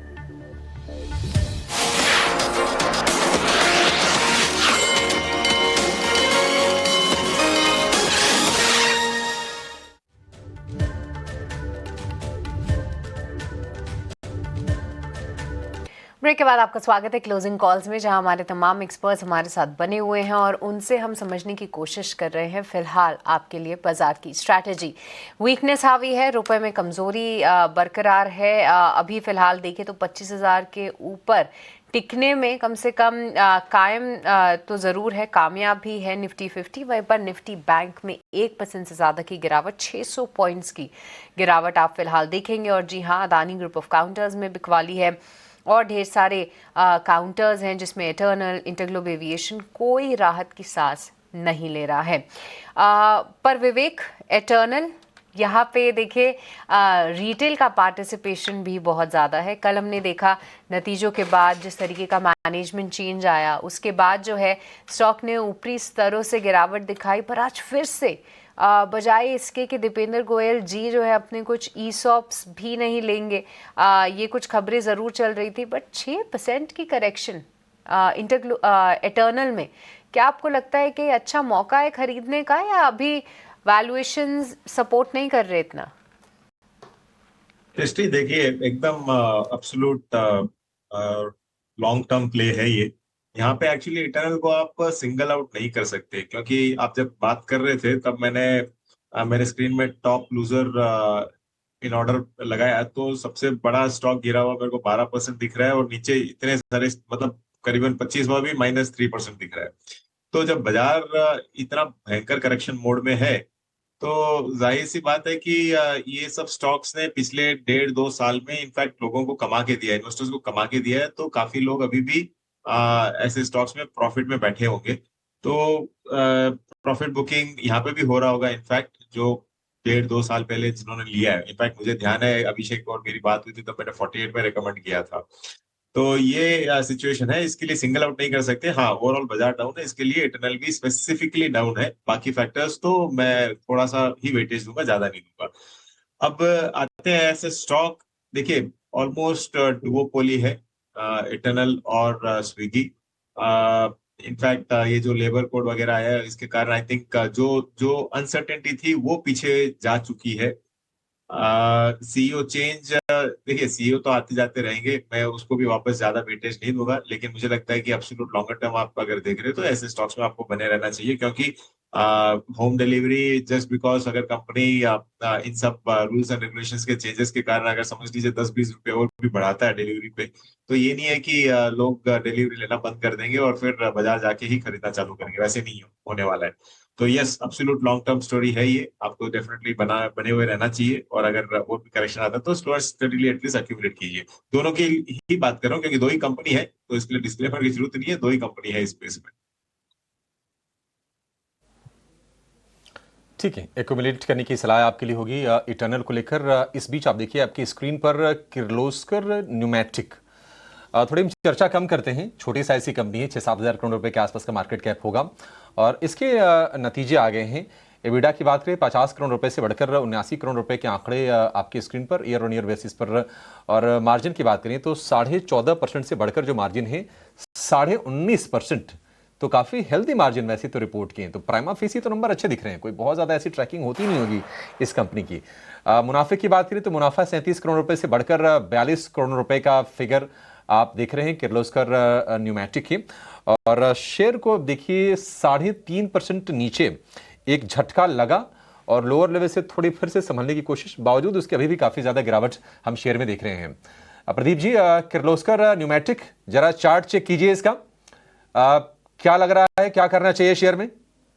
सर एक बार ना मुझे लग रहा है कि अवॉइड करना चाहिए, क्योंकि ऑलरेडी 200 डीएमए के नीचे भी है, 100 मूविंग एवरेज के नीचे भी है, और 1045 का एक डिप लगाने के बाद फिर से 1075 थोड़ा पुल बैक तो दिखा रहा है, लेकिन फिर से मुझे लगता है कि एक बार ना स्टॉक 1150 एक लेवल है, इसके ऊपर क्लोजिंग होना बहुत इंपॉर्टेंट होगा, क्योंकि मार्केट एनवायरनमेंट भी बढ़िया है नहीं और रिएक्शन भी उतना पॉजिटिव आ नहीं रहा है। तो एक बार अगर हम देखेंगे जुलाई 2025 से लगातार एक डाउन ट्रेंड में है, वो डाउन ट्रेंड अभी भी कंटिन्यू रह सकता है जब तक स्टॉक 1150 ब्रेक नहीं करके ऊपर सस्टेन होता है। तो इसीलिए मेरा तरफ से एक बार अवॉइड करने का ही सलाह होगा। अगर बाकी किसी के पास है फॉर द नेक्स्ट 1 से 1.5 साल के व्यू से आप बने रहिए, लेकिन अभी फ्रेश पोजीशन बिल्ड नहीं करना चाहिए यहाँ पे। ठीक है, अवॉइड कर दीजिए किर्लोस्कर न्यूमैटिक, अगर आपके पास नहीं है तो अवॉइड कीजिए। ये व्यू है प्रदीप जी की तरफ से। लेकिन ऐसे बाजार में ना ऐसी क्वालिटी के शेयर बड़े बढ़िया लगते हैं जो ज़्यादा चले ना और ज़्यादा गिरे ना। अशोक लेलैंड लगातार तीसरे सत्र में ये शेयर चला है और हैट्रिक लगा के आज लगभग 200 रुपये के आसपास पहुंच गया। रिकॉर्ड हाइस के आसपास अशोक लेलैंड के भाव हमने देखे हैं और मतलब नंबर्स जो आए थे इनके दिसंबर के वो भी काफ़ी अच्छे थे। इंस्टीट्यूशनल इंटरेस्ट लगातार है अशोक लेलैंड में और आज मतलब आप इंडेक्स देखिए पिछले 5 सत्र में आज मिला के 2 से 5% के फॉल हैं। निफ्टी बैंक में लगभग 2% गिरावट है। स्मॉल कैप देखेंगे करीब 5% टूटा है, लेकिन अशोक लेलैंड इस हफ्ते 5% ऊपर है। अंशुल जी, आपका व्यू अशोक लेलैंड को लेकर 200 का दरवाजा खटखटा रहा सर शेयर ये? देखिए, अशोक लीलैंड का व्यू पूरी तरीके से बुलिश रहेगा, लेकिन एक चीज नोट करने की है, कंटिन्यूअसली 5 महीने में 74% स्टॉक चल चुका है। आज फ्रेश ऑल टाइम हाई का ब्रेकआउट है, तो यहां से स्टॉप लॉसेस बहुत टाइट लगा लेने चाहिए। 183 का आपका ट्रेलिंग स्टॉप लॉस होना चाहिए। 200 रुपए इमीडिएट टेस्ट कर सकता है। 200 रुपए निकलता है तो 205 और 209 तक के भी टारगेट मिल सकते हैं। बट 5 महीने में 74% चलने के बाद अब रिस्क रिवॉर्ड लॉन्ग साइड में बहुत फेवरेबल नहीं है, तो 183 का मैंडेटरी और टाइट स्टॉप लॉस जरूर लगाना चाहिए। ठीक है, 183 का स्टॉप लॉस आप अशोक लेलैंड में जरूर लगा के रखिए। चल गया है लेकिन अभी चलता ही जा रहा है, स्पीड में कोई ऐसे ब्रेकर नहीं आए हैं, लेकिन थोड़ा सावधान रहिए। इतने जब चल जाते हैं शेयर तो थोड़ा सा आपको ना कॉशियस स्टांस रखना चाहिए। लेकिन अशोक लेलैंड की तरह एक और शेयर है जो आज लगातार तीसरे सत्र में ऊपर है और वो है अल्ट्राटेक सीमेंट। कल दिसंबर तिमाही के नतीजे आएंगे और नतीजों को लेकर क्या उम्मीदें हैं, अनुमान बताने के लिए हमारी सहयोगी अशेषा जुड़ गई हैं। अशेषा, बताइए क्या एक्सपेक्टेशंस हैं अल्ट्राटेक से? बिल्कुल, सीमेंट से मेजर अल्ट्राटेक सीमेंट के नतीजे आते हुए नजर आएंगे और सालाना आधार पर देखें तो काफ़ी अच्छे नतीजे एक्सपेक्टेड है अल्ट्राटेक सीमेंट से इस तिमाही में। आंकड़ों की बात करें तो रेवेन्यू करीब 21,400 करोड़ के आसपास आ सकता है। ईयर ऑन ईयर बेसिस पर करीब 25% का रेवेन्यू ग्रोथ अल्ट्राटेक सीमेंट तीसरी तिमाही में रिपोर्ट करती हुई नजर आ सकती है। मार्जिन्स की बात करें तो करीब 17.2% पर मार्जिन्स एक्सपेक्टेड है वर्सेस 16.8% जो कंपनी ने same time last year report किए थे। तो मार्जिन फ्रंट पर थोड़ी सी कमजोरी इस तिमाही में नजर आ सकती है। याद रखें, वॉल्यूम ग्रोथ काफ़ी अच्छा एक्सपेक्टेड है। रूरल, इंफ्रा, हाउसिंग, इस पर गवर्नमेंट का फोकस रहा है, जिसके चलते डिमांड एनवायरनमेंट काफ़ी स्ट्रांग रही है और इसी के चलते कंपनी अच्छा खासा वॉल्यूम ग्रोथ इस तिमाही में रिपोर्ट करती हुई नजर आ सकती है। इसके अलावा एबिटा पर टन की बात करें तो याद रखिए सीमेंट प्राइसेस काफ़ी वॉलेटाइल रहे हैं। एबिटा पर टन इस तिमाही में करीब 1,000 रुपये प्रति टन के आसपास आ सकता है, मोतीलाल ओसवाल का एस्टिमेट है। और प्रीवियस क्वार्टर से कंपेयर करें तो ज़्यादा कोई बदलाव नहीं दिखेगा, हल्की सी तेज़ी एबिटा पर टन में नज़र आ सकती है। मॉनसून सीजन के बाद सीमेंट प्राइसेस बढ़े हैं, जिसका डायरेक्ट इम्पैक्ट कंपनी के रियलाइजेशंस और एबिटा पर टन पर नज़र आ सकता है। ऑल इन ऑल सालाना आधार पर अच्छे नतीजे एक्सपेक्टेड है। वॉल्यूम ग्रोथ काफ़ी स्ट्रांग रह सकता है इस तिमाही में और इसी के चलते कंपनी के नतीजे काफ़ी अच्छे दिखेंगे। मैनेजमेंट की कमेंट्री उनके कैपेसिटी एक्सपेंशन प्लान्स को लेकर क्या निकल कर आती है उस पर सबकी नज़र रहेगी। Volume growth, cement pricing trend, यहाँ पर भी क्या कमेंट्री आती है उस पर सबकी नज़र रहेगी। बहुत शुक्रिया आपका ये अपडेट बताने के लिए। तो वॉल्यूम ग्रोथ अच्छी रहेगी 20 से 22% की, और हमने देखा था कि देखिए मानसून आता है तो फिर वॉल्यूम डिप करता है, फिर तो क्वार्टर 3 जो होता है ना उसमें एक स्ट्रॉन्ग रिबाउंड हम देखते हैं वॉल्यूम में। एक कंसर्न्स थे कि प्राइसेस उस हिसाब से बढ़ नहीं रहे थे, लेकिन कुछ कुछ ज्योग्राफीज में स्पेशली हमने देखा था कि दक्षिण भारत में तो कंपनीज ने कीमतें बढ़ाई थी। हालांकि अल्ट्राटेक का प्रेजेंस उधर उतना ज़्यादा नहीं है, लेकिन नंबर्स कुल मिला जुला के अच्छे आएंगे और उसी उम्मीद में हम देख रहे हैं कि शेयर में बाइंग हो रही है। 14% मुनाफा बढ़ने का इनका अनुमान है और मार्जिन की बात करें तो वो भी लगभग 40 बेसिस पॉइंट का सुधार हम देखेंगे अल्ट्राटेक में।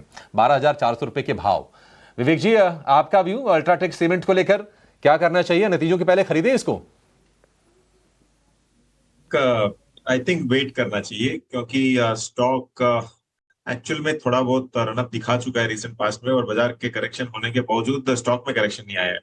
अब सीमेंट पैक इसके लिए बढ़ रहा है कि कितने 4-5 वर्किंग डे और बचे हैं क्या, जब बजट आने वाला है और बजट को बहुत गहरी तरीके से देखने वाला है infrastructure sector which involves cement sector also. तो इसके लिए वैल्यूएशन ये तो है नहीं कि बहुत चीप है यहाँ पे कि आप हड़बड़ी में जाके आज ही खरीदो और अगर बजट में कुछ एक्स्ट्रा पुश दिया जाता है तो उसके बाद में हो सकता है कि सेल ऑन न्यूज होए और उसके बाद वापस इस सेक्टर में आपको पिकअप देखने को मिले। और एक और चीज है, जो जो कंसोलिडेशन सीमेंट सेक्टर में हुआ है वो लॉन्ग टर्म के लिए बहुत ही बढ़िया है और मुझे लगता है कि यहाँ पे कंपनीज प्राइस हाइक आगे जाके लेगी। हो सकता है कि बजट के बाद है वो हुई सकती, और अगर वैसा होता है तो आई थिंक इतने कंसोलिडेशन के बाद कुछ फ्यू प्लेयर्स ही बचेंगे सीमेंट में और मुझे लगता है कि वो पॉजिटिव रहेगा। तो इसके लिए थोड़ा सा वेट कीजिए और उस मतलब मैटर ऑफ 4-5 वर्किंग डे और है बजट आने में। हाउसिंग को लेकर अगर कुछ अच्छा आ गया, और अभी तक तो खैर उम्मीदें इंफ्रा कैपेक्स को लेकर बहुत ज़्यादा नहीं है, लेकिन सरकार की तरफ से मान लीजिए अगर सरप्राइज आता है, पिछले साल 11.25 लाख करोड़ का था, मान लीजिए इस बार अगर 12 लाख करोड़ 12.5 लाख करोड़ का आ गया तो निश्चित तौर पर सीमेंट कंपनीज के लिए, इंफ्रा कंपनीज के लिए वो पॉजिटिव होगा। थोड़ा वेट कर लीजिए। और वैसे भी मतलब वीकेंड वाला माहौल भी रहेगा 3 दिन। अब मंगलवार को जब मुलाकात होगी तो बाजार की दशा दिशा पता नहीं क्या होगी, तो थोड़ा सा इंतजार करना उस लिहाज से भी बेहतर रहेगा।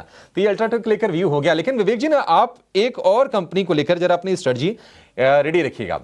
आपकी इंडस्ट्री से आपकी एक गहरी एक्सपर्टीज है, म्यूचुअल फंड से जुड़ी जो कंपनीज हैं। जियो फाइनेंशियल में जो गिरावट आ रही है उसकी बातचीत करेंगे एक छोटे से ब्रेक के बाद, और कुछ बढ़िया ट्रेडिंग कॉल्स भी समझेंगे, आपकी जाएगा नहीं।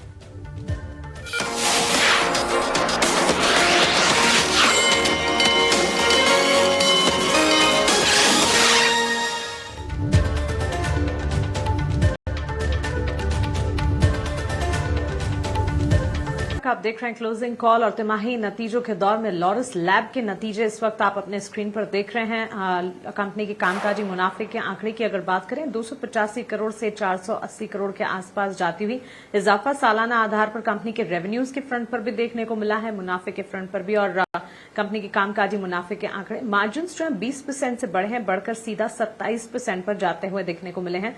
मुनाफा जो है वो भी बढ़कर आता हुआ देखने को मिला है। लॉरस लैब करीब 3% की तेजी, जैसे जैसे नंबर्स आ रहे हैं स्टॉक में एक मूवमेंट, क्योंकि नतीजे जो हैं हर लिहाज से बेहतर तो नजर आ रहे हैं। Pradeep, good afternoon. आपसे जानना चाहेंगे, मुनाफा देखिए 92 करोड़ से 252 करोड़ पर आए, 1415 करोड़ से 1778 करोड़ पर कामकाजी मुनाफे में भी बढ़त है। स्टॉक प्राइस में भी पॉजिटिव अपमूव है, बिकॉज रिजल्ट बैक्ड एक्शन यहां पर नजर आ रहा है। अब बाजार में वॉलेटिलिटी में अमूमन हमने देखा है pharma, health care, laboratory, diagnostic space ने बाजार को संभाला है। नतीजों का असर है सिर्फ लॉरस लैब पर, या फिर टेक्निकली यहां से चार्ट्स आपको और ज्यादा पॉजिटिव नजर आते हैं? हाय, गुड आफ्टरनून मानसी जी। देखिए, जिस तरीके का रिजल्ट आया है और स्टॉक रिएक्ट भी कर रहा है, ऑलमोस्ट डे हाई के आसपास आ चुका है, 1039 का डे हाई लगाया अभी।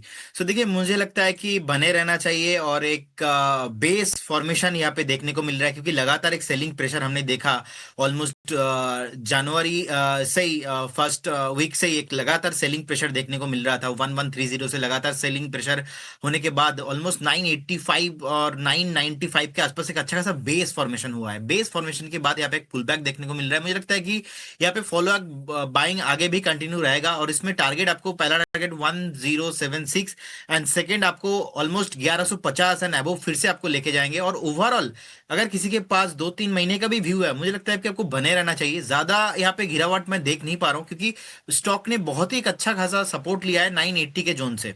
सो होल्ड करने का सलाह रहेगा। इनफैक्ट फ्रेश बाई भी करके जाइए, बहुत जल्दी आपको 1150 एंड उसके ऊपर भी आपको लेवल आते हुए दिखाई देंगे। ओके, तो ये रहा लॉरस लैब पर। अगर पोजीशन है उसे इंटैक्ट रखें, नतीजे तो पॉजिटिव है ही, यहां से फर्दर अपसाइड नजर आ सकती है। लेकिन इस बीच अब आज शुक्रवार और सोमवार के दिन जो नंबर्स आने वाले हैं उसमें से एशियन पेंट्स के नंबर्स इंपॉर्टेंट है, उसे एक बार पुल अप भी करते हैं। स्टॉक में थोड़ी मूवमेंट है। Anshul, good afternoon. आपसे एक टेक जानना चाहूंगी, नतीजों के अनुमान की अगर बात करें, better set of numbers expect करके तो चल रहे हैं हम। मुनाफे के फ्रंट पर 7% इजाफे का अनुमान है। कंपनी की आय में भी करीब 6% की बढ़ोतरी एक्सपेक्ट करके चल रहे हैं हम। डेकोरेटिव बिजनेस वॉल्यूम ग्रोथ जो है वो करीब 8% बढ़ने का अनुमान है। मार्जिन एक्सपेंशन के भी कई कारण हैं, हालांकि कमेंट्री में demand trends, input cost trends को देखना जरूर होगा। लेकिन Asian Paints as we speak आज दिन भर ठीक ठाक मूव करते करते करीब आधे से 1% की तेजी अब भी दिखा रहा है 2719 के लेवल्स पर। आपकी राय क्या होगी? नमस्कार मानसी जी। देखिए, एशियन पेंट्स अच्छा लग रहा है। वीकली पे 20 वीक मूविंग एवरेज पे आके सपोर्ट लिया है, डेली पे 10, 20, 50 मूविंग एवरेज सर पे खड़े हैं। इसलिए ये छोटा सा नेगेटिव रिएक्शन देखने के लिए मिल रहा है। मोस्ट लाइकली रिजल्ट ठीक रहने चाहिए और जैसे ही हम 10, 20, 50 डेली पे 2773 के ऊपर निकलते हैं, स्टॉक में अच्छी खासी तेजी डेवलप होगी 2900 की तरफ। पूरे करेक्शन में मार्केट में पिछले 15 दिन में जो करेक्शन आया है उसमें एशियन पेंट्स ने काफी अच्छी रिलेटिव स्ट्रेंथ शो की है और 20 वीक मूविंग एवरेज प्रोटेक्ट हुआ है। तो मोस्ट लाइकली अगले 2 से 3 हफ्ते में 2890 से 2900 रुपए तक के टारगेट आराम से मिलने चाहिए। ओके तो चलिए एशियन पेंट्स यहाँ पर पॉजिटिव आउटलुक फिलहाल है, नंबर्स एंटिसिपेटेड है, सोमवार के दिन स्लेटेड है, देखते हैं नतीजे कैसे आते हैं, लेकिन नतीजों से ठीक पहले पॉजिटिव मूवमेंट फिलहाल ये स्टॉक दिखा रहा है। ऑन दैट नोट एक छोटे से ब्रेक के लिए हम रुक रहे हैं, ब्रेक के उस पार जब लौटेंगे market at 3 segment BTST, STP trades और इवेंट्स एंड ट्रिगर्स, साथ ही हमारे एक्सपर्ट से लगातार बातचीत जारी रहेगी।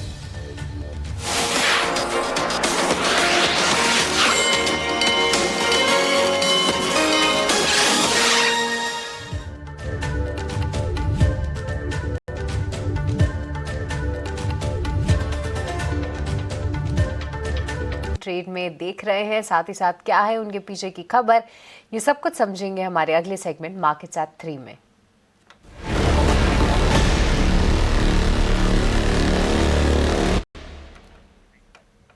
तो मार्केट्स एट 3 का सेगमेंट लेकर रोज की तरह हमारे साथ हमारे सहयोगी आनंद शुक्ला जुड़ चुके हैं। आनंद बताइए कहां पर दिख रहा है अभी एक्शन?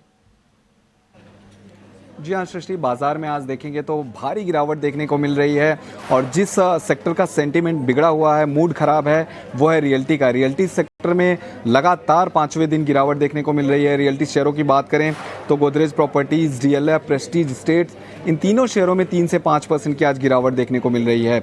वहीं वॉल्यूम वाले शेयरों की बात करें तो इटर्नल का शेयर देखिए करीब 5 से 6% कमजोरी पर कारोबार करता नजर आ रहा है और औसत से काफ़ी ज़्यादा वॉल्यूम देखने को मिल रहा है। वहीं HG इंफ्रा की बात करें तो बिहार प्रोजेक्ट साइट पर सर्च ऑपरेशन किया गया है, 11 से 12% की गिरावट दिख रही है और औसत से करीब 36 गुना ज़्यादा वॉल्यूम देखने को मिल रहा है। बंधन बैंक की बात करें तो Q3 के नतीजे आए हैं, निम्स और एसेट क्वालिटी में सुधार देखने को मिला है। 6 से 7% तेज़ी पर कारोबार करता नजर आ रहा है शेयर और औसत से 6 गुना ज़्यादा वॉल्यूम देखने को यहाँ भी मिल रहा है। कई सारी कंपनियों के नतीजे आ रहे हैं। सिप्ला के नतीजों की बात करें तो अनुमान से कमज़ोर नतीजे आए हैं। जो मुनाफा है वो करीब 1000 करोड़ घटा है ईयर ऑन ईयर बेसिस पे। साथ ही साथ एक मुश्त जो घाटा है वो 276 करोड़ Q3 में दर्ज किया है कंपनी ने। इसके अलावा एबिडा और एबिडा मार्जिन में भी गिरावट देखने को मिली, जिसके चलते 4 से 5% की कमज़ोरी आज शेयर दिखा रहा है। श्रीराम फाइनेंस की नतीजों की बात करें तो जो मुनाफा है वो 3570 करोड़ से घटकर अब 2522 करोड़ पर आ गया है ईयर ऑन ईयर बेसिस पे। साथ ही साथ ग्रॉस NPA की तरफ देखें तो उसमें हल्की सी गिरावट आई है और NII की बात करें तो 5590 करोड़ से बढ़कर 6574 करोड़ पहुंच गया है, जिसके चलते आज शेयर में मिला जुला एक्शन देखने को मिल रहा है। इंडिया सीमेंट्स की बात करें तो कंपनी पहले मुनाफे में थी लेकिन अब घाटे में आ गई है। 117 करोड़ के मुनाफे के मुकाबले अब करीब 3 करोड़ का कंपनी को घाटा हुआ है। आय में हल्की सी बढ़ोतरी देखने को मिली है लेकिन जो घाटा दर्ज किया है उसके चलते शेयर में करीब 4 से 5% की आज गिरावट देखने को मिल रही है। खबरों की बात करें तो हिंद जिंक पर एक खबर आई है जहां कंपनी बॉन्ड के जरिए करीब 1400 करोड़ जुटाएगी, ऐसी मंजूरी मिली है। साथ ही साथ जो चांदी में लगातार तेजी देखने को मिल रही है उसके चलते हिंद जिंक का शेयर देखेंगे तो 4 से 5% ऊपर कारोबार करता नजर आ रहा है। अंत में एक ब्रोकरेज रिपोर्ट की बात करें तो APL अपोलो पर मोतीलाल ओसवाल की ब्रोकरेज रिपोर्ट आई है, खरीदारी की राय दी है और जो लक्ष्य रखा है वो रखा है 2350 रुपये का। इनका ऐसा मानना है कि वॉल्यूम और ग्रॉस मार्जिन के चलते मुनाफे में बढ़ोतरी देखने को मिली है, जिसके चलते शेयर आज हरे निशान में कारोबार करता नजर आ रहा है। तो 3 बजे तक ये बड़े अपडेट्स थे जिसकी वजह से आज यहाँ एक्शन देखने को मिल रहा है। ऑलराइट, बहुत बहुत शुक्रिया आनंद ये पूरी जानकारी देने के लिए। तो जी हाँ, यहाँ पर हम देख पाते हैं कि कई सारे काउंटर्स हैं जिनमें ज़बरदस्त एक्शन आप फिलहाल देखेंगे। बट इस बीच एक बार फिर से लॉरस लैब को पुल अप करेंगे क्योंकि देखिए लॉरस लैब के नंबर्स बहुत अच्छे आए थे और हमेशा ये स्टॉक बहुत वॉलेटाइल रहता है, शार्पली रिएक्ट करता है। बट उससे भी ज़्यादा इम्पॉर्टेंट रहती है कंपनी की कमेंट्री देखना, फॉरवर्ड लुकिंग गाइडेंस वो क्या देते हैं वो देखना सबसे ज़्यादा इम्पॉर्टेंट होता है लॉरस लैब के लिए। और अब इसकी प्रेस रिलीज़ भी आ गई है और इस बार मैं कंपनी की कोई स्पेसिफिक गाइडेंस नहीं देख पा रही हूँ क्योंकि हर बार वो नंबर्स पे बात करते थे, इस बार शायद वो कॉल में इस पे विस्तार से बात करे, बट एटलीस्ट प्रेस रिलीज और इन्वेस्टर प्रेजेंटेशन में अभी तो मैं स्पॉट नहीं कर पा रही हूँ। जी हाँ, आउटलुक FY26 का उन्होंने ज़रूर ये बताया है कि हेल्दी ऑपरेशनल ग्रोथ जो है वो दर्ज कर सकते हैं। लॉरस लैब पिछले एक हफ्ते में भी लगभग 6% की गिरावट दिखा चुका है। अभी भी एक शार्प यू टर्न इस काउंटर में। देखते हैं आगे किस तरीके का एक्शन रहता है, इसको एक बार रेडार पे ज़रूर रखेंगे। बट इस बीच हल्की रिकवरी यहाँ पर आप मार्केट्स में देखेंगे, पर पेटीएम को एक बार फिर से पुल अप कर देते हैं, क्योंकि कुछ ही समय पहले जो है पेटीएम का क्लैरिफिकेशन भी आया है। पेटीएम के क्लैरिफिकेशन ने उन्होंने साफ किया है कि जी हाँ, जो पॉलिसीज़ जो कि अभी तक इनके लिए चल रही थी साउंड बॉक्स के लिए, वो पॉलिसीज़ आगे नहीं बढ़ पाई हैं। सरकार की तरफ से उन पॉलिसीज़ का आगे बढ़ाने का अभी फ़िलहाल कोई नोटिफिकेशन नहीं आया है, और इसका जो है पेटीएम के फाइनेंशियल्स पर इम्पैक्ट ज़रूर होगा। हालांकि जो अमाउंट है 100-150 करोड़ के बीच में है, बट फिर भी वो जो इम्पैक्ट होगा उसका जो है एक बार खामियाजा पेटीएम के शेयर होल्डर्स को तो ज़रूर भुगतना पड़ रहा है। लगभग 9% की गिरावट आप यहाँ पर देखेंगे। एंड ऑल इन ऑल जितने तमाम बाकी काउंटर्स थे उनमें भी मूव फिजल आउट ही हो रहा है। सुबह हम वोल्टास, नाल्को, इन सब के अच्छे मूव्स की बात कर रहे थे, वो भी फिजल आउट हो रहा है। अच्छा, क्विकली एक बार सिप्ला पर भी व्यू ले लेते हैं। नतीजे बेहद ख़राब आए हैं, उम्मीद से काफ़ी कमज़ोर रहे नतीजे, और दो पीछे बड़ी वजहें हैं। एक तो 1000 करोड़ के ऊपर का इनको लाइसेंस फीस देना पड़ा, और साथ ही 250 करोड़ से ज़्यादा की इनका जो न्यू लेबर कोड नॉर्म्स आए हैं उसके लिए वन टाइम इम्पैक्ट रहा है। अंशुल जी, 4% का कट, और इनफैक्ट जब नंबर्स इतने ख़राब आए एकाएक ये जो गिरावट थी वो हावी होती हुई दिखी, और कोई रिकवरी भी नहीं है। क्या लग रहा है, सिप्ला और कमज़ोर होगा? देखिए, सिप्ला में जो चीज नहीं होनी चाहिए थी वो चीज हो गई है। 1351 पे 13 महीने के डबल टॉप की नेकलाइन थी, उसके नीचे आके स्टॉक ट्रेड कर रहा है। अगर अगले 2 से 3 दिन में, 2 से 3 ट्रेडिंग सेशंस में 1350 रिक्लेम नहीं होता है तो पहले ये 50 मंथ मूविंग एवरेज 1274 तक जाएगा, और डबल टॉप का टारगेट समवेयर अराउंड 1148 पे आता है, तो वहां तक भी आ सकता है। तो अगले 2 से 3 सेशन सिप्ला के लिए बहुत क्रूशियल है। अगर ये डबल टॉप फेल नहीं होता है 1351 के ऊपर, तो फिर 1150 तक के टारगेट खुल जाएंगे। 1150 तक के टारगेट खुल जाएंगे। सिप्ला को लेकर ये व्यू, भारी गिरावट 4% के आसपास के निफ्टी का स्टॉक है ये। लेकिन पेटीएम एक बार जरा लेकर आइए आप सामने।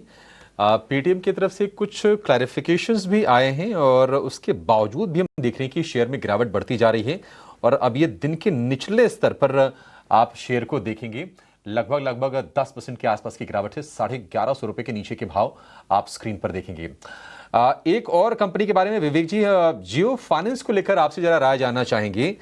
जियो फाइनेंशियल 300 रुपए के भाव से लगातार हम देखते हैं कि शेयर में गिरावट है, और आज ये गिर के 250 रुपए के आसपास आ गया।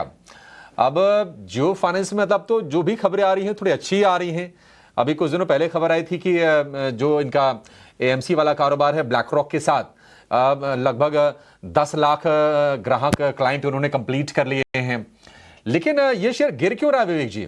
देखिए, वैल्यूएशन वाले कंसर्न्स तो पहले भी थे कि बाकी जहां कंपनीज एंजल वन हो गई, मोतीलाल ओसवाल हो गई, ये 25-30 के पीई पर हैं, और ये अभी भी गिरावट के बाद 100 का पीई है, तो बाजार तो पहले ही काफी ज्यादा ग्रोथ असाइन कर रहा था। तो इस फॉल को आप कैसे देख रहे हैं और क्या करना चाहिए इसमें? अभिषेक, जनरली क्या होता है ना कि लाइव में जब आप सवाल पूछते हैं तो हर एक समय हर एक नंबर कोई जरूरी नहीं हाथ में हो, लेकिन इस बार आपने टाइम दे दिया मुझे। आपने पहले बोल दिया था कि मैं जियो फाइनेंस के बारे में आपको पूछने वाला हूँ, तो इसलिए मैंने पूरा डेटा निकाल के रखा हुआ है। तो कुछ डेटा मैं पढ़ता हूँ। देखिए, जो डिक्लाइन आया था क्वार्टर ऑन क्वार्टर करीबन 61%, और मेनली जो ईयर ऑन ईयर फॉल है वो एक तो है करीबन 39% फॉल, क्योंकि जो जॉइंट वेंचर और एसोसिएट कंपनीज है वहां से इनको इनकम कम आई है, और ऑलमोस्ट 99% डिक्लाइन हुआ है इन अदर इनकम। उसके अलावा अदर एक्सपेंसेस आप अगर देखते हो तो करीबन 400 गुना उधर इंक्रीज हुआ है, अप्रोक्सीमेटली 227 करोड़, वो दिखाता है कि कंपनी एएमसी और वेल्थ मैनेजमेंट की तरफ खर्चा कर रहा है। और एक और कारण अदर इनकम कम होने का ये है कि जो रिलायंस इंडस्ट्रीज से डिविडेंड आता था वो Q2 में करीबन 269 करोड़ आया और Q3 में ये लगभग नील था। अब आप अगर जो कोर बिजनेस है इस कंपनी का वहां पे आप अगर नजर मारते हो तो आपको दिखेगा कि इंटरेस्ट करीबन 140% ईयर ऑन ईयर की ग्रोथ दिखाया है और fee commission and other services income ये करीबन 400% बढ़ के अप्रोक्सीमेटली 182 करोड़ हुआ है। तो मतलब ये दर्शाता है कि जो कोर बिजनेस है कंपनी का वहां पे डेफिनेटली आपको ग्रोथ देखने को मिल रही है। हाँ, गिरा क्यों? वैल्यूएशन पहले भी ज्यादा थे जब बुल मार्केट था, डीएसपी के साथ करार हुआ कंपनी का, तो ये सिस्टम है वो सिस्टम है। डीएसपी पहले भी था इंडिया में, हमने डील किया हुआ है। तो एकदम ही सी चेंज आ जाएगा, सारे के सारे म्यूचुअल फंड्स बेच के हम लोग सारे जियो में आ जाएंगे, ऐसे मार्केट का एक मानना था और इसके कारण स्टॉक ने बहुत ज्यादा रनअप दिखाया। और जैसे मैंने जोमेटो में थोड़ी देर पहले कहा था, जियो भी इनफैक्ट मैंने लेके 300 के ऊपर बेचा हुआ है एज ए डिस्क्लोजर, लेकिन उसके बाद में आज के दिन भी हो सकता है कि काफी इन्वेस्टर्स प्रॉफिट में बैठे रहेंगे इस स्टॉक में, क्योंकि ये काफी चला था। तो विद मार्केट इसमें आपको करेक्शन देखने को मिल रहा है, लेकिन जो कोर बिजनेस है वहां पे आपको ग्रोथ देखने को मिल रही है। और देखिए ये बिजनेस ऐसा है, फाइनेंशियल सर्विसेज, पेटीएम पे हमने कई बार पहले बात किया हुआ है, तो ये कंपनी भी वैसे ही जाएगी, लेकिन अब्सोल्यूट आपको इसको कम से कम यहाँ से 3 या 5 साल देना होगा। तो मैं तो काफी बुलिश रहूंगा। और एक और डिस्क्लोजर देना चाहूंगा, ये अगर 220 है तो मतलब मेरी भी बहुत इच्छा है लेने की, लेकिन डिस्क्लोजर ये है कि मेरे पास पैसा नहीं है, बाजार ऐसा खराब होकर रखा है।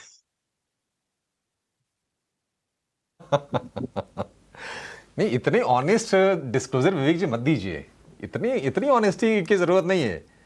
आधा आपका ठीक था कि मैं लेना चाहूंगा। ठीक है, जियो फाइनेंशियल 220 के आसपास अगर आ जाए तो आप लेने की कोशिश कीजिए। और लॉन्ग टर्म में मतलब बुलिश है जियो फाइनेंशियल को। ये जानना मतलब जियो फाइनेंशियल या फिर जो रिलायंस ग्रुप है वो जानी जाती है डिसरप्शन के लिए। ठीक है, अंशुल जी को कुछ पॉइंट अपना रखना है। अंशुल जी बताइए। सर, शो के स्टार्टिंग में सीडीएसएल सेल दिया था, शो के स्टार्टिंग में सीडीएसएल सेल दिया था, वहां से 1325 रुपए आ गया है। तो एक बार चाहे तो प्रॉफिट बुक करके एग्जिट कर सकते हैं। ओवरनाइट की रिस्क, 3 दिन का वीकेंड है तो लेने का कोई मतलब नहीं है। 1340 से 1325 रुपए 10 पैसे का लो बन गया है, एक बार चाहे तो प्रॉफिट बुक कर ले। दूसरा, विवेक जी के दूसरे डिस्क्लेमर पे हो सकता है कि मैं उन पे कानूनी कार्रवाई कर दूं कि मेरे पास पैसा नहीं है। मैं ये मान ही नहीं सकता कि विवेक जी के पास पैसा नहीं बचा है। नहीं तो फिर बढ़िया है ना, एक काम कीजिए अंशुल जी, देखिए 3 दिन का लंबा वीकेंड है, या तो आप चेन्नई निकल जाइए या फिर मैं विवेक जी को बोलता हूं घूमने का मन है तो बनारस चले जाएं, क्या प्रॉब्लम है? और आप अपने जो विवाद है आपसे उसको सुलझा लीजिएगा उसमें। लेकिन एक और शेयर है जिसका भाव जो है ना, हाँ अभिषेक जी, ऐसा है कि इस बार तो अंशु को ही आना पड़ेगा चेन्नई, क्योंकि लास्ट टाइम मैं बनारस गया था और ये बहुत अच्छे होस्ट थे उधर, तो काफी अच्छी तरीके से मुझे होस्ट किया था। इनफैक्ट मैं 40 लोगों को लेके गया था। अरे वाह, बहुत बहुत बढ़िया, बहुत बढ़िया। देखिए ऐसे होते रहने चाहिए। इस तरह की अगर इतनी मीठी कानूनी कार्रवाइयां हो ना तो फिर मतलब प्रेम मोहब्बत फिर बना रहेगा। और आप दोनों के लिए मैं एक विकल्प सुझाता हूं, अगर कुछ नहीं समझ में आ रहा आप लोगों को कहां जाना है ना, तो इकट्ठे आप लोग ग्रीनलैंड निकल लीजिए। 3 दिन का है, क्या पता हो क्या आ जाएंगे आप लोग। लेकिन प्रदीप, एक शेयर में आपसे पूछना चाहूंगा। अभी हम लोग जिक्र कर रहे थे जियो फाइनेंशियल का और 253 रुपए का भाव था। एग्जैक्टली वही प्राइस एक और शेयर का है और वो है पावर ग्रिड का। अब पावर ग्रिड से हम सेफ्टी की उम्मीद करते हैं, लेकिन ये भी शेयर लगभग 280-85 से गिरते गिरते लगातार हम देख रहे हैं कि 250 रुपए के मुहाने पर खड़ा है। क्या व्यू होगा आपका पावर ग्रिड पर? पावर ग्रिड 250 पर सपोर्ट लेके चलेगा या फिर आप और नीचे के लेवल देख रहे हैं? अभिषेक जी, देखिए मुझे लगता है कि थोड़ा वेट करना चाहिए। एक सपोर्ट तो है ऑलमोस्ट 248 246 के आसपास। अगर बाय चांस ये सपोर्ट भी ब्रेक करता है तो नेक्स्ट सपोर्ट जो होगा 232 के आसपास, उससे पहले कुछ भी सपोर्ट नहीं है। और विवेक जी का सेकंड वाला डिस्क्लेमर भी मैंने एक्सपेक्ट नहीं किया था, और आपने जो अभी बात बताया कि ग्रीनलैंड चले जाइए, ये भी मैंने एक्सपेक्ट नहीं किया था अभी।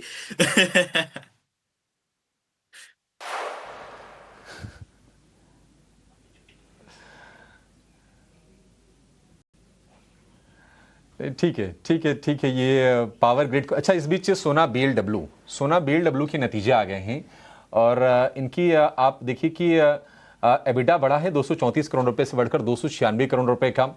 बहुत ही सॉलिड कंपनी है सोना BLW। हालांकि एक जो कंसर्न अभी कंपनी के लिए है कि इनकी एक ना बड़ा पोर्शन आता है रेवेन्यू का, 25-30% इनका अमेरिका से भी आता है। अब ये ट्रेड डील वगैरह अगर नहीं होती है, थोड़ा डिले होता है तो थोड़ा सा ना सेंटिमेंटल इंपैक्ट आता है शेयर पर। लेकिन आय के फ्रंट पर अच्छे परफॉर्मेंस, मुनाफे की बात करें तो कंसोलिडेटेड बेसिस पर उसमें कोई चेंज नहीं है, 150 करोड़ रुपए के आसपास का आंकड़ा है। लेकिन आय में बढ़िया हम देखने की उछाल है और एबिटा में भी ठीक ठाक इंप्रूवमेंट है। हालांकि शेयर 1.5% नीचे आपको कारोबार करता हुआ नजर आएगा। अंशुल जी, सोना BLW जरा चार्ट चेक करके बताइए क्या करना चाहिए। मार्जिन में थोड़ा सा अच्छा नहीं, थोड़ा नहीं, ज्यादा डिप है, 27% से घटकर करीब 25%। क्या भी होगा आपका?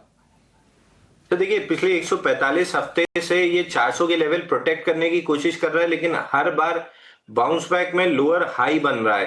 तो जब तक स्टॉक में 524 का लेवल नहीं पार होता है, तब तक ये जो स्ट्रक्चरल वीकनेस है ये खत्म नहीं होगी। और डाउनसाइड इस बार कोई नेगेटिव रिएक्शन नहीं दिया है, तो प्रोबेबली एक कंसोलिडेशन का फेज अगले 4-6 महीने बन सकता है, जिसमें 440 और 524 की रेंज बनेगी और उसके बाद कोई रिवर्सल बन सकता है। तो डाउनसाइड बहुत लिमिटेड है, बट अपसाइड में भी कोई स्ट्रेंथ नहीं दिख रही है और रिजल्ट के बदले भी रिएक्शन कोई खास आया नहीं। तो हाई लाइकली है कि अगले 4-6 महीने रेंज में ही कंसोलिडेट करेगा।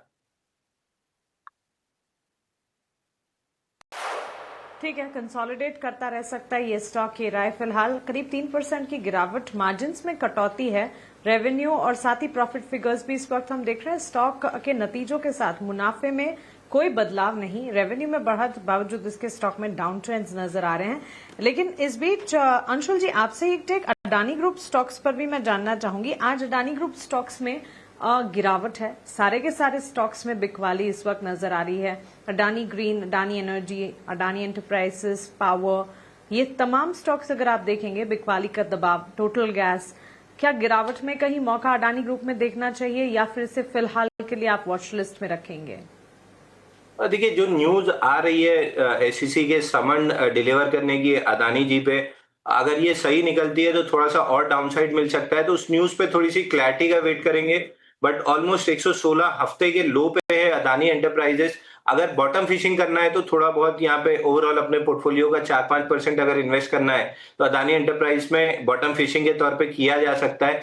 बट आई वुड सजेस्ट कि थोड़ा सा क्लैरिटी का वेट कर लें, क्योंकि जब न्यूज आई थी उसके बाद से अचानक पिछले 1-1.5 घंटे में सेल ऑफ आ रहा है, तो उस पर थोड़ी क्लैरिटी आ जाती तो ज्यादा आसान रहता है इन स्टॉक्स को मैनेज करना। ओके, चलिए ये राय फिलहाल मिलती हुई। इस बीच स्टॉक वाइज अगर फिलहाल देखें, Infosys, HUL, TCS, Tech Mahindra, Hindalco जैसे काउंटर्स हैं जहां पर परफॉर्मेंस मूवमेंट नजर आ रही है। वहीं axis bank, Adani ports, SBI, L&T, Reliance जैसे काउंटर्स में इस वक्त बिकवाली है। एक्सिस बैंक को एक बार पुल अप करते हैं और इस वक्त अगर आप देखें एक्सिस बैंक में आज के सत्र में जिस तरह का कामकाज देखने को मिल रहा है, सोमवार को यानी कि 26 जनवरी को एक्सिस बैंक के दिसंबर तिमाही के नतीजे पेश होने वाले हैं।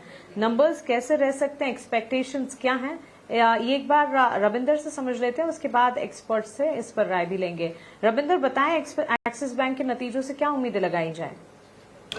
जी बिल्कुल, यहाँ पर एक्सिस बैंक जो अपने Q3 FY26 के रिजल्ट अनाउंस करने वाली मंडे को, और यहाँ पर इस क्वार्टर में बैंक का जो नेट इंटरेस्ट मार्जिन है वो जो है 3.58% पर देखने को मिल सकता है, जिसमें 15 बेसिस पॉइंट का जो है डिक्लाइन जो है एक्सपेक्ट कर रहा है स्ट्रीट। यहाँ पर अगर बात करें प्रॉफिट की, तो प्रॉफिट में हालांकि जो है इसमें सिक्वेंशियल बेसिस पर जो है इंप्रूवमेंट देखने को मिल सकती है, लेकिन ईयरली बेसिस पर जो है इस पर डिक्लाइन देखने को मिल सकती है।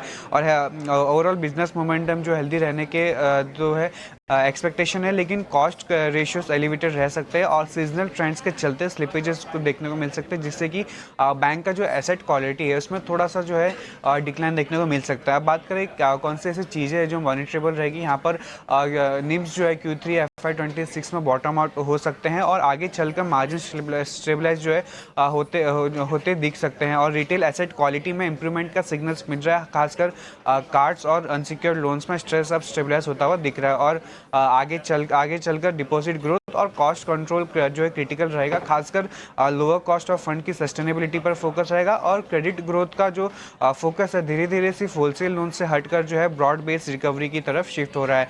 सो अगर इसको ओवरऑल जो है इस क्वार्टर में एक्सिस बैंक के जो नंबर है वो मिक्स आते हुए नजर आ रहे हैं। ओके, मिले जुले नतीजों के एक्सपेक्टेशन यहाँ पर एक्सिस बैंक से लगाकर चल रहे हैं। स्लिपेजेस के चलते एसेट क्वालिटी पर दबाव की आशंका है। प्रदीप, एक टेक आपका जानना चाहेंगे। बैंक्स एंड फाइनेंशियल्स में एक्सिस बैंक का निम्स में करीब 0.15% तक की कटौती की एक्सपेक्टेशन है। कॉस्ट रेशियो ऊंचा बना रह सकता है। नतीजों के एक्सपेक्टेशन तो हमने जाने। स्टॉक में इस वक्त डाउन ट्रेंड्स हैं, क्या राय होगी? जुलाई 24 में भी ऑलमोस्ट 1300 के आसपास एक सेलिंग प्रेशर देखने को मिला था और इनफैक्ट अभी भी ऑलमोस्ट 1310 1305 के आसपास का एक सेलिंग प्रेशर देखने को मिल रहा है। मुझे लगता है कि जिससे just a healthy correction, normal profit booking देखने को मिल रहा है। स्टॉक एक बार आपको 1230 के आसपास का 1230 1235 के आसपास मिलेंगे आने वाला 1 से 2 दिन में। सो जिनके पास पोजीशन है for the long term and mid term आप बने रहिए। शॉर्ट टाइम में थोड़ा बहुत मैं नीचे और एक्सपेक्ट कर रहा हूँ, लेकिन फिर से पुल बैक आपको आते हुए दिखाई देंगे। तो घबराने जैसा कोई बात यहाँ पे है नहीं। वेट कीजिए एंड पेशेंट के साथ बने रहिए। ठीक है, पोजीशन है तो इंतजार करें। एग्जिस्टिंग पोजीशन को इंटैक्ट रखें। राय फिलहाल में मिलती हुई अंशुल, होल्डिंग कंपनीज पर एक टेक और इन पर्टिकुलर बजाज होल्डिंग के स्टॉक को पुल अप करना चाहेंगे। कमजोरी है, कमजोरी में क्या एक बार एंट्री अपॉर्चुनिटी ढूंढनी चाहिए? टेक्निकली चार्ट्स क्या कह रहे हैं? क्योंकि फंडामेंटल्स काफी सारे हैं जो कि पॉजिटिव हैं। कर्ज मुक्त, ऑलमोस्ट डेट फ्री कंपनी है। तिमाही आधार पर नतीजे अच्छे देती आई हैं और आगे भी एक्सपेक्टेशन है बेटर रिजल्ट्स के। Healthy dividend pay out ratio भी रहा है कंपनी का। बजाज होल्डिंग टेक्निकली वीक है। 7 हफ्ते का एक बॉक्स बना था जिसका लास्ट वीक में ब्रेकडाउन आया। हालांकि पिछले 2 दिन की सेलिंग को काफी अच्छे से एब्जॉर्ब किया है, बट मेजर सपोर्ट 10,327 पे है, वहां तक नीचे आ सकता है। उस जोन में आके कहीं भी कोई रिजेक्शन कैंडल या बुलिश एविडेंस मिलता है तो फिर एक बार बाइंग ट्राई कर सकते हैं, बट इमीडिएटली अभी 300 350 रुपए और वीकनेस बची हुई है।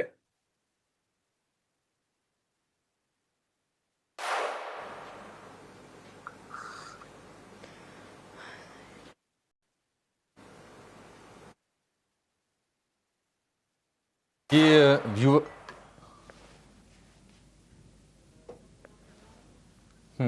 ठीक है, ये राय होगी आपके लिए बजाज होल्डिंग एंड इन्वेस्टमेंट को लेकर।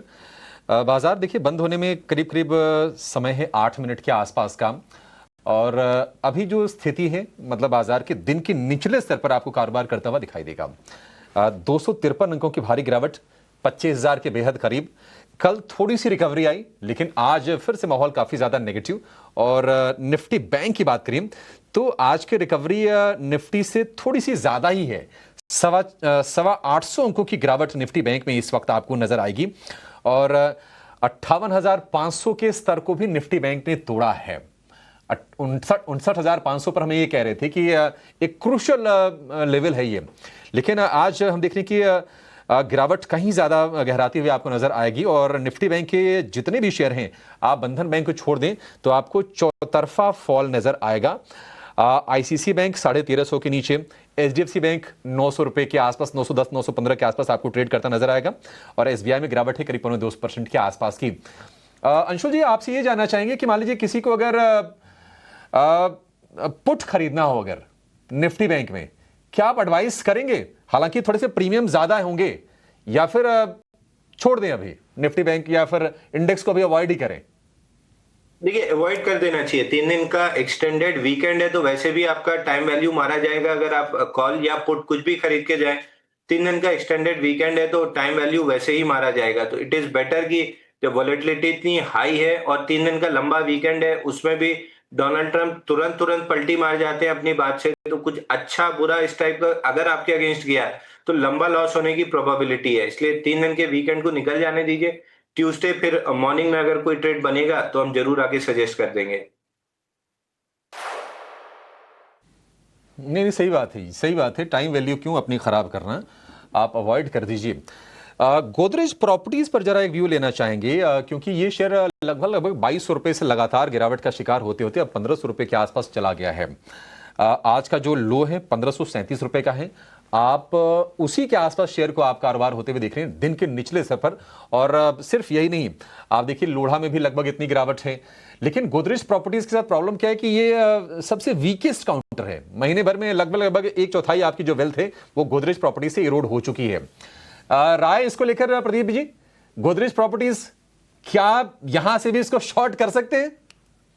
देखिए अभिषेक सर, मुझे लगता है कि करेंट जोन से ना शॉर्ट नहीं करना चाहिए, क्योंकि स्टॉक लगातार एक 2250 2300 के आसपास से शॉर्ट एक व्यू था हमारा। अभी हमने प्रॉफिट भी बुक करा दिया था 1900 के आसपास। जिस तरीके से ये नीचे आया है, मुझे लगता है कि कहीं ना कहीं एक ओवर सोल्ड सिचुएशन में आ चुका है। तो कहीं एनी टाइम एक बार जो है पुल बैक यहाँ पे आ सकता है, एक शॉर्ट कवरिंग मूव भी यहाँ पे देखने को मिल सकता है। तो एक बार अगर किसी के पास पोजीशन है शॉर्ट के साइड में, मुझे लगता है कि आपको प्रॉफिट बुक कर लेना चाहिए और फ्रेश पोजीशन अभी यहाँ पे बिल्ड नहीं करना चाहिए।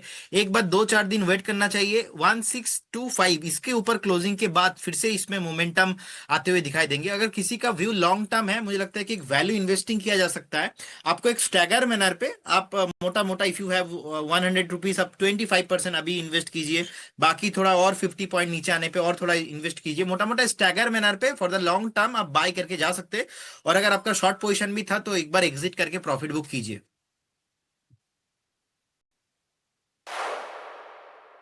ठीक है, ये राय हो गई गोदरेज प्रॉपर्टीज को लेकर। लेकिन एक बार जरा ना हिंदुस्तान जिंक का शेयर लेकर आइए। हिंदुस्तान जिंक के बारे में किसने 6 महीने पहले सोचा था कि एक दिन ऐसा भी आएगा कि ये इंडिया की द मोस्ट वैल्यूड कंपनी होगी मार्केट कैप के लिहाज से। मेटल में 3 लाख करोड़ रुपए के आसपास का मार्केट कैप हो गया है हिंदुस्तान जिंक का।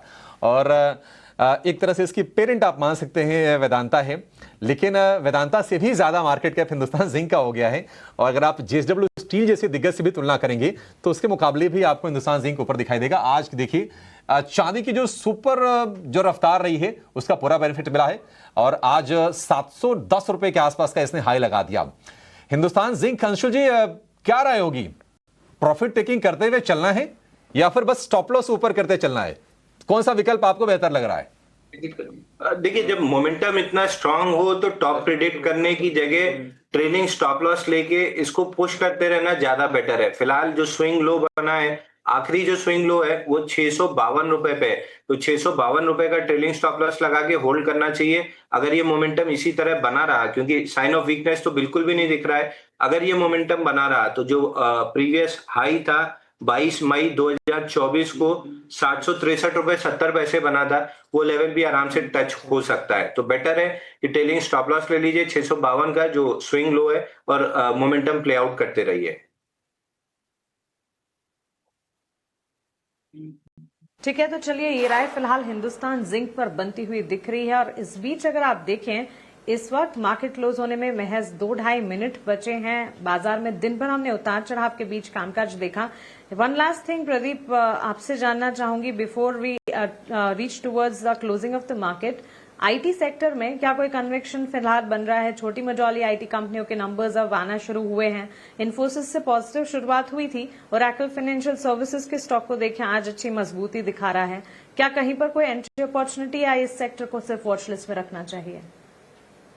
अगर व्यू आपका इन्वेस्टमेंट का है तो डेफिनेटली आपको एक स्टैगर मैनर पे बाइंग स्टार्ट कर देना चाहिए, क्योंकि लास्ट 2 क्वार्टर से नहीं चल रहा था। इनफैक्ट अच्छा खासा बेस निफ्टी आईटी ने ऑलमोस्ट 31,500 32,000 के आसपास मेंटेन किया था। लगातार हायर हाई फॉर्मेशन था, लेकिन ओरेकल में अभी मुझे लगता है कि इग्नोर ही करना चाहिए, क्योंकि ओवरऑल एक कंसोलिडेशन रेंज के अंदर फंसा हुआ है।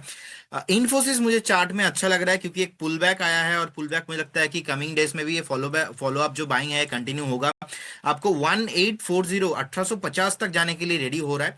सो इन्फोसिस हम बाय करके जा सकते हैं, लेकिन व्यू वही है 2 से 3 महीने का आप एक मेंटेन करके चलिए।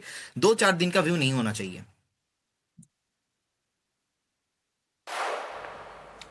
ठीक है, ये राय होगी आपके लिए आईटी स्टॉक्स पर। चलिए अब क्लोजिंग की तरफ बढ़ेंगे। और इस तरह की जब नेगेटिविटी हो ना तो आप ना ज़्यादा ट्रेड लेके पैसे बनाने की जो संभावना है और कम हो जाती है। बेहतर होगा कम ट्रेड लें, जहां पर कन्विक्शन पक्का वो लें, नहीं कन्विक्शन आ रहा छोड़ दीजिए। बाजार में हफ्ते दिन 10 दिन महीने भर में पैसे ना बने कोई बात नहीं है, लेकिन कैपिटल की प्रोटेक्शन जो है वो ज़रूरी हो जाती है। निफ्टी लोअर लेवल से थोड़ा सा इंप्रूव हुआ, लेकिन ये कह सकते हैं कि ऊँट के मुंह में जीरा के बराबर है। अभी भी 230 अंकों की गिरावट है। 25,000 के लेवल को किसी तरह से निफ्टी ने बचाया है आज के सत्र में। और निफ्टी बैंक की बात करें तो जो गिरावट है 750 अंकों से ज़्यादा की है। 58,500 के नीचे आज हम निफ्टी बैंक की क्लोजिंग देख रहे हैं। तो ये जो हफ्ता रहा है ये कह सकते हैं कि कॉन्फिडेंस को तोड़ने वाला है। अब ट्रंप की तरफ से थोड़े से कह सकते हैं कि सधे हुए बयान आए ग्रीनलैंड को लेकर, नेटो को लेकर, लेकिन बाजार में कहीं ना कहीं अभी डर का, भय का, अनिश्चितता का माहौल है और एफआईज लगातार बेच रहे हैं। रुपए में हम देखने की लगातार बिकवाली हो रही है। आज रुपए ने नया रिकॉर्ड निचला स्तर बना दिया है। तो ये तमाम चीज़ें हैं जिससे इन्वेस्टर का जो सेंटिमेंट है ना काफ़ी वीक है और निफ्टी के जो भी नतीजे आ रहे हैं कहीं से भी आप ना पॉजिटिव सरप्राइजेस नहीं देखेंगे। ऐसा नहीं कि कोई निफ्टी का नतीजा आ गया और शेयर में हम कोई उछाल देख रहे हैं। मतलब चौतरफा नेगेटिविटी आपको नजर आएगी। कुछ कुछ बुरी खबरें भी बाजार को परेशान कर रही हैं। रिलायंस आज देखिए 1400 रुपये के नीचे आज ये चला गया है और 1% की भारी भरकम गिरावट हमने रिलायंस के शेयर में देखी है और बाजार में इसने भी दबाव बनाने का काम किया है। तो कुल मिलाजुला के एक वीक सेशन, खराब क्यूज के बीच में निफ्टी की जो गिरावट रही है वो रही है 225 अंकों की। निफ्टी बैंक की बात करें तो 700 अंकों की गिरावट आज के सत्र में हमने देखी है। आईसीसी बैंक जाते जाते हरे निशान में आपको दिखाई देगा। हल्की सी तेजी हमने आईसीसी बैंक के शेयर में देखी है।